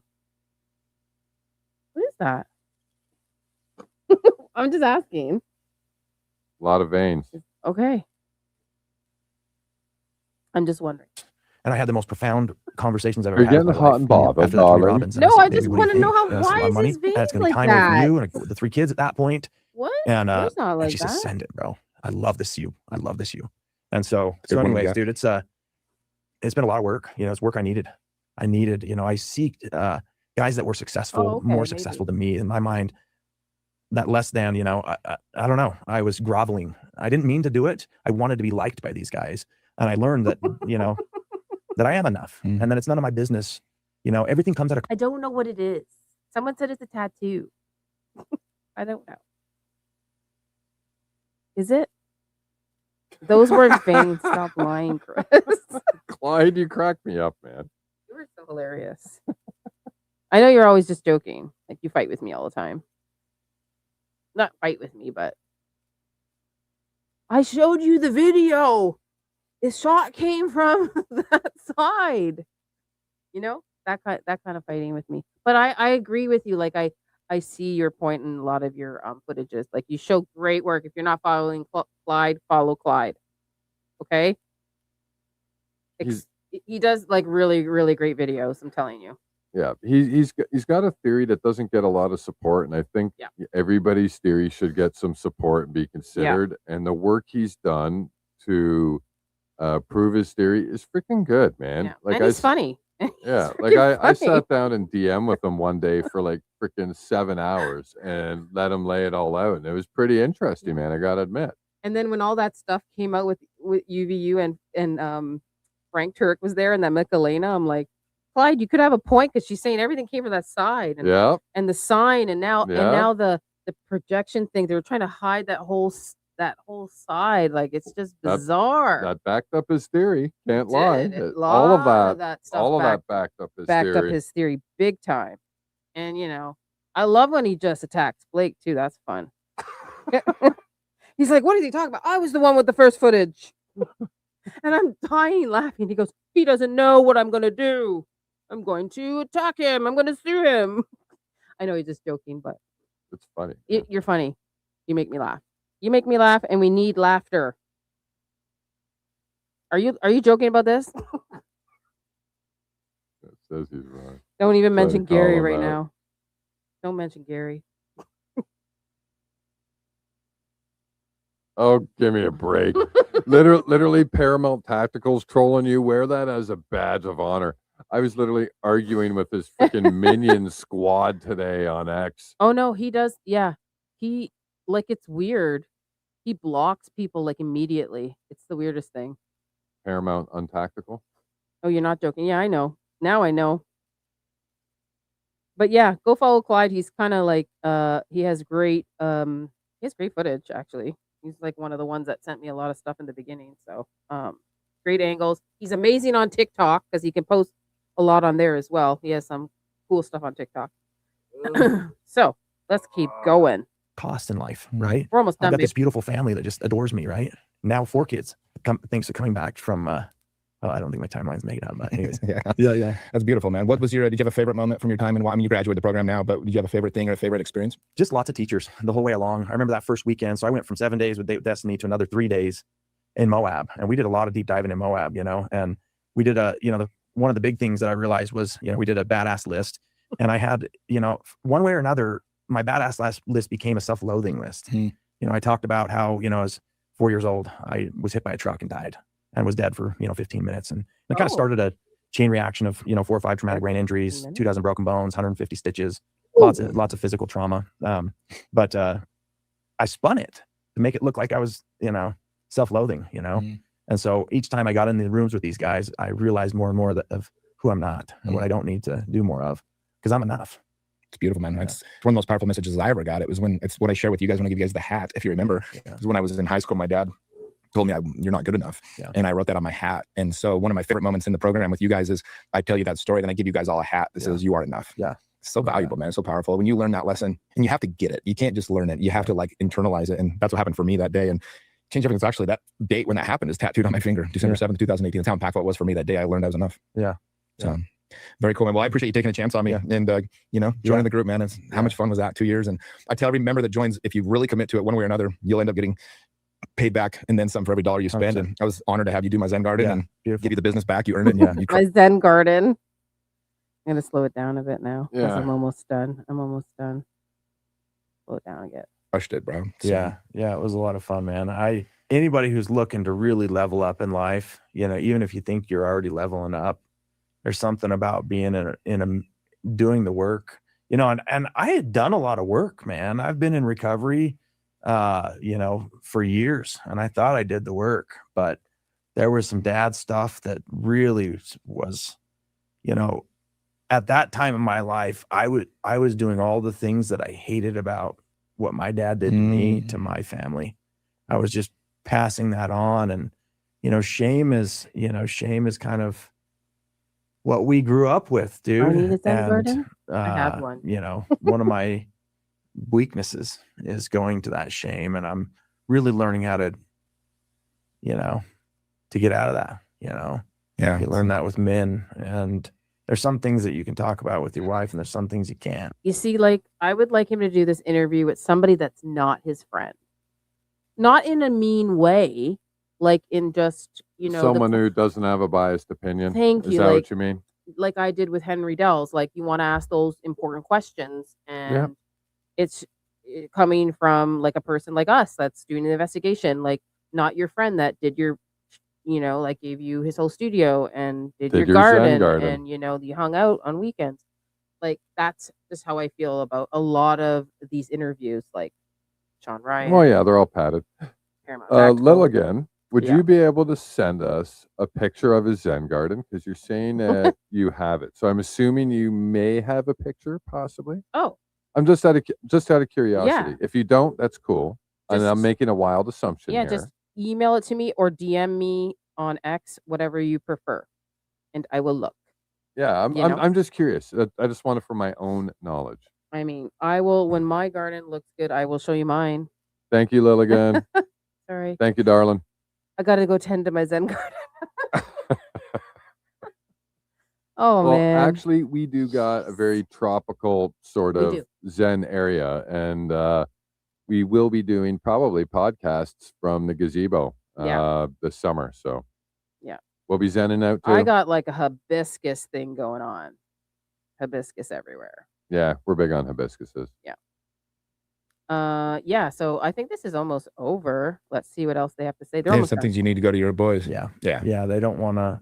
Well, you got to help them. I just talked about this on other podcasts, but you got to help them feel safe. Yeah. You can't just go spill all your shit on them. Right. Don't spoil that peace that they bring to you at home. Yeah. Well, I appreciate you, man. Thanks again. And if anybody's looking to get any landscaping, hardscaping done, I can't recommend you enough. Your crew truly is some of the best dudes I've ever met.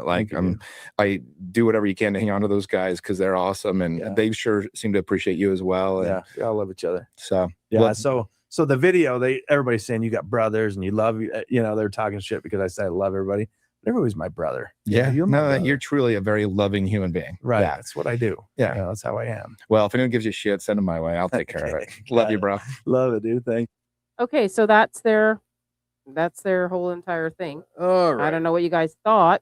And if you have any questions for Muppet, because he's still here in the background, just let me know. If you have any questions for him. Because I have several. I'm gonna write them down, I'm gonna send it to him, and maybe we'll do like a part 2. And hey, maybe he'll come on my show. I don't know. Hey, what up? Zero's in the house. What's going on, Zero? Like. Yeah. Hit that like button, guys. Because we're almost done. I think we're practically done. But yeah, if you have anything, Muppet Masher's here. He's kind of like, he has guests right now. We had him on, but he has guests, and he's just kind of like, he'll come on if he can. Yeah, he's had some guests drop by his place. Yeah. So he actually hopped on and gave some great insight. So that was great. Yeah. I am. And he's been speaking to Dan Merrell. Yeah. So it's gonna be interesting on the info that we get coming up. Yeah. So right now I'm sort of 50-50 on the guy. Yeah. So I got to admit, when it first started out, I was a little bit more warmongerish against the guy. But after talking with Muppet here live and watching a little bit more of this video, I feel like maybe I was a little aggressive at the beginning. But I reserve the right to hold judgment. Yeah. And we'll see what information comes out. But honestly, it looks like he might be on the level, even though a bit weird. But like I said, we'll see. We'll see. More information's coming out. I don't know yet. Because like, let's say that we interviewed him and then he'd be like, oh, I don't know. Like, you couldn't answer the question. Like, I have lots of questions still. And maybe he can't answer them. Maybe he's not allowed to answer them. Holy smokes. What? The guy's freaking garden is like paradise. Really? Bigger than our house, man. Oh, which one? Dan's? I'll bring it up, Dave. Send it to me. I'll bring it up. Take a picture. And like, wow. Lilligan just sent that in. Just take a picture and crop it and send it to the computer. Yeah, I'll do it. We'll throw that up, and I guess we can end with that for now, I guess. Yeah. Right? So he has a Zen garden. So this is Dan's, right? Lilligan? Yeah. Okay. Yeah. So what you think about what you think about him in the chat? Do you think he's on the level, or do you think this guy's suspicious? 1 is on the level, 2 is suspicious. I'll do a poll. Oh, you just want to do a poll? Like, I don't know if we have enough time. Yeah, we don't probably have enough time. That's what I was just saying. If you think he's on the level and he's a good guy, put a 1. If you think he's sus, put 2 in the chat. Yeah. 1 for good, 2 for bad. All right, I'm sending that to you now. Yeah, like, I'm not vibing him yet. Let's see if I can pull it up. Hold on a second. Where is it? Why is it still? Oh, sorry guys. I got Trump there. Playing for no reason. Sorry, I'm just trying to pull up a picture. So just give me 1 second. Yeah, I'm just watching the chat here. I'm just watching the chat go down. Well, a lot of 2s, man. A lot of people aren't digging this guy yet. Really? We got some 1s. We got a couple 50-50s. Hold on a second. I'm gonna add that. Oh, that's a Zen garden. Yeah. See that? So that's what Lilligan sent in just now. So look at his house. So look at that. Look at that. Are you kidding me? That's my gosh, there's like a little pathway and everything. That looks outstanding. Like, it's absolutely like a rock garden. Oh, it's magnificent. That's bigger than some people's houses, though. Well, he doesn't need to cut the grass. No, man. No grass. That's freaking huge. That's actually gorgeous, to be honest. Yeah. Beautiful. I could sit out there with like a cognac and smoke a Cuban any day. That's pretty. Wow. He looks like he has. That's his house here. Wow. Yeah, I guess so, man. That's beautiful. That's crazy. That is beautiful. Mark says that's an attempt at a Zen garden. That's just part of it. Wow. That looks crazy, though. Like, Well, he did an amazing job. Like, Yeah. I need like somebody to put patio stones like that in my place. Yeah. Get rid of all the weeds. Wow. How do you get okay. rid of the weeds? You got to put all these rocks there, I guess. That's what we got to do. Yeah, we got to do We- that. But like rocks that are like a little bit like this big, like maybe. Yeah. Yeah. Yeah, we can get lots of that. So I want to also show a video before I end. Okay. It's I don't know if Mupp is still here. Yeah, he is. Okay. I want to show that video. So let me remove all this stuff. Hold on a second. Can I stop screen? Okay. I probably have to take everything off to share screen. Don't die. No, I don't. Okay, so I'm gonna do my Instagram. Share screen. Not Erica Kirk. Oh no, that's going to be fun to drop Wait, at where another do you time. find the ones that you retweeted? I can't find it on here. Where is it? Your retweets? Yeah, Go to your profile. it's not here. Like, you know how it's on here? Why is it not showing up on my computer? I have to send it to myself. Hold on, I can't find it.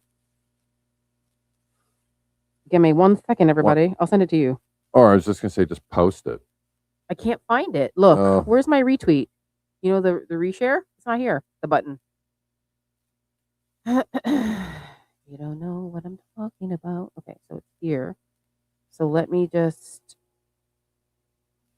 Okay, I also don't want this there. What's everybody saying in the chat? So what's the score on it? 1 or 2? Mostly 2s for now. So people aren't digging the guy yet. Yeah, people aren't digging this guy yet. We're going to need to see more conversations with him or more information. That's what I'm seeing from the chat. Oh, here's my retweets. I think it's here. And that's completely fine. Like, this Where is is the first time we've seen this guy, first time we've heard anybody talk. He was a little odd in the beginning. So I don't think that being suspicious is, I don't think there's anything wrong with that, to be honest. Okay, I got it here now. All right. But it's okay. We got a man on the scene. We got Muppet on the scene, and we're gonna see if we can talk to this guy. Maybe even have him on and get some more We got information. Muppet on the scene. We got Muppet on the scene. I'm sorry. It just looks like someone just dumped gravel in the yard. Well, I guess so. Like, it just. I mean, like, now that you say that, now I'm like really looking at it. Well, if he's guilty, I'm just gonna release Snoops and Zero at him because it looks like they're not trusting the guy. So if this guy's guilty, we'll find his address and give it to Zero and Snoops. Yeah. Okay. So here is this. I want everybody to look at this. Everybody.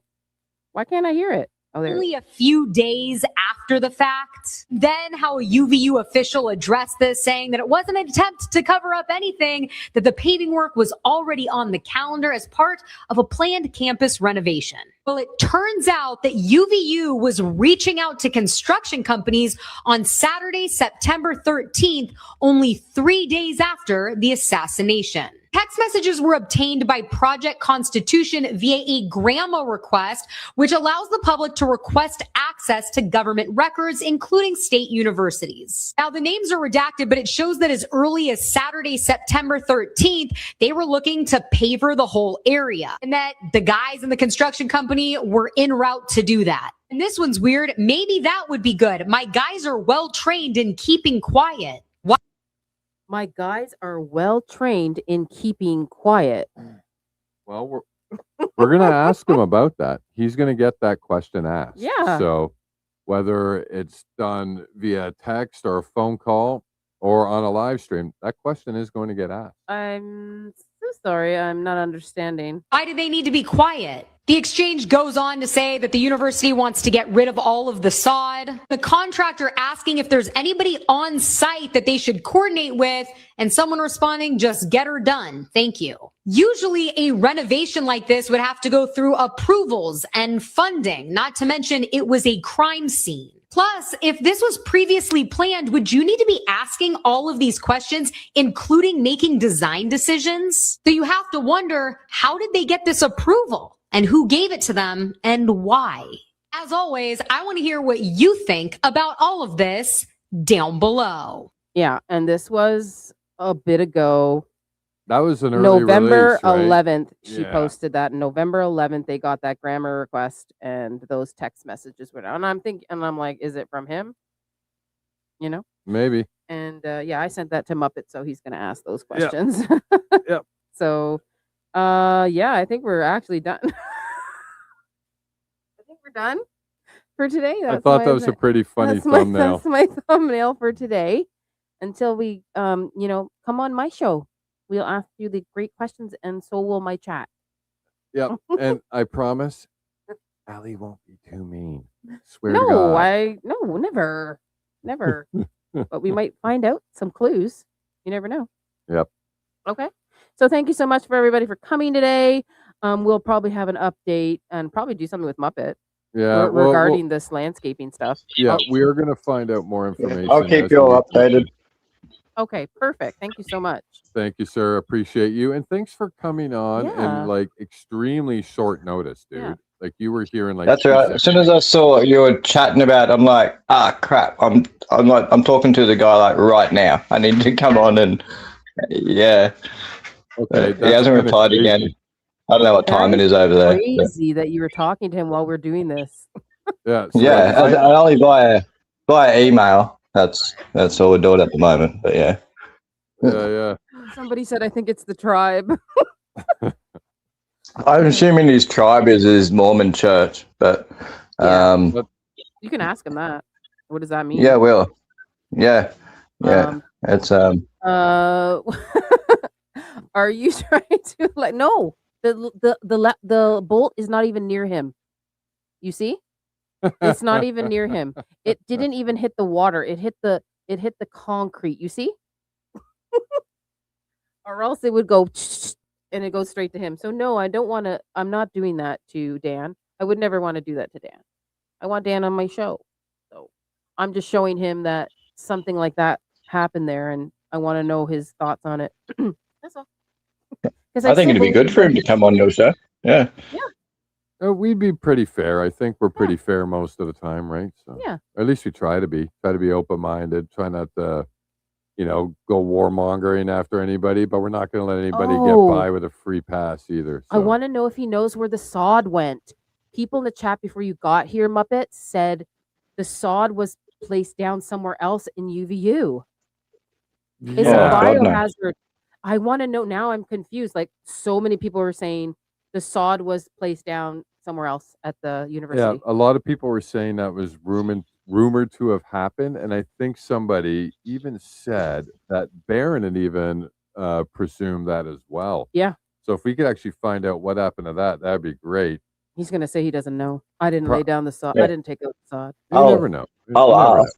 I think he was there for the cleanup. Like he was once they'd done their Yeah. job and they did all the cleanup, so they would have. He'd have an idea, I guess. Yeah. Maybe. Yeah, maybe. Or maybe talk to one of the groundskeeping guys just shooting the shit, maybe. Never know, right? I'm just thinking if he got there, he was probably there when they were trying to they were removing it. But he might know that it was laid down somewhere else. Like who and where is that link of them laying the sod down somewhere else? They took that sod and laid it down somewhere else. Like I don't know if Yeah. that's true. Well, the Chi girl in the chat says Barron heard about that but couldn't confirm it. And so I think Oh, that's open-ended. So that might have just been a rumor that was started, maybe. Yeah. But if it did, I'd want to know. I'd like to know. Yeah, exactly. He peed. No, he didn't pee. Scotty. I'm just saying there's a lot of water in that courtyard. No one's talking about it. Okay. All right, I think Yeah, that's about it, I isn't think we're it? done, and we will do another. Love you too, Scotty. You are so funny when you're in the chat. All you and Wisha too are like hilarious. Yes, thank you for everyone coming and watching the show, Yeah. especially the first-time viewers. If Yeah. you dropped by for the first time, I hope you liked what you saw. We try to make our shows informative but fun. Yeah. And thank you to all the new members, because I Yeah. know there's over, I think there's like a dozen members, gifted free memberships today. Yeah. So feel free, poke around the content, have some fun. Okay, yeah. Send me the messages or send them to Muppet Masher on X. You can message it to him there, or you can send it to me, whatever you'd like, Zero. Yeah, I bet you Zero's going to come up with some Yeah. good questions. get some great Yeah, ones. man. Go for it, bro. Hell yeah. Okay, we gotta do this again, Muppet. This was so fabulous. Please go follow him on X and YouTube. Okay, everyone. Thanks, you all- guys. Yeah, thank you so Thank you, much. sir. And I will see you guys Friday. Say Jesus' name, and I love you all. Thank you so much for chiming in the chat. I really appreciate all of you. Okay. Price is king.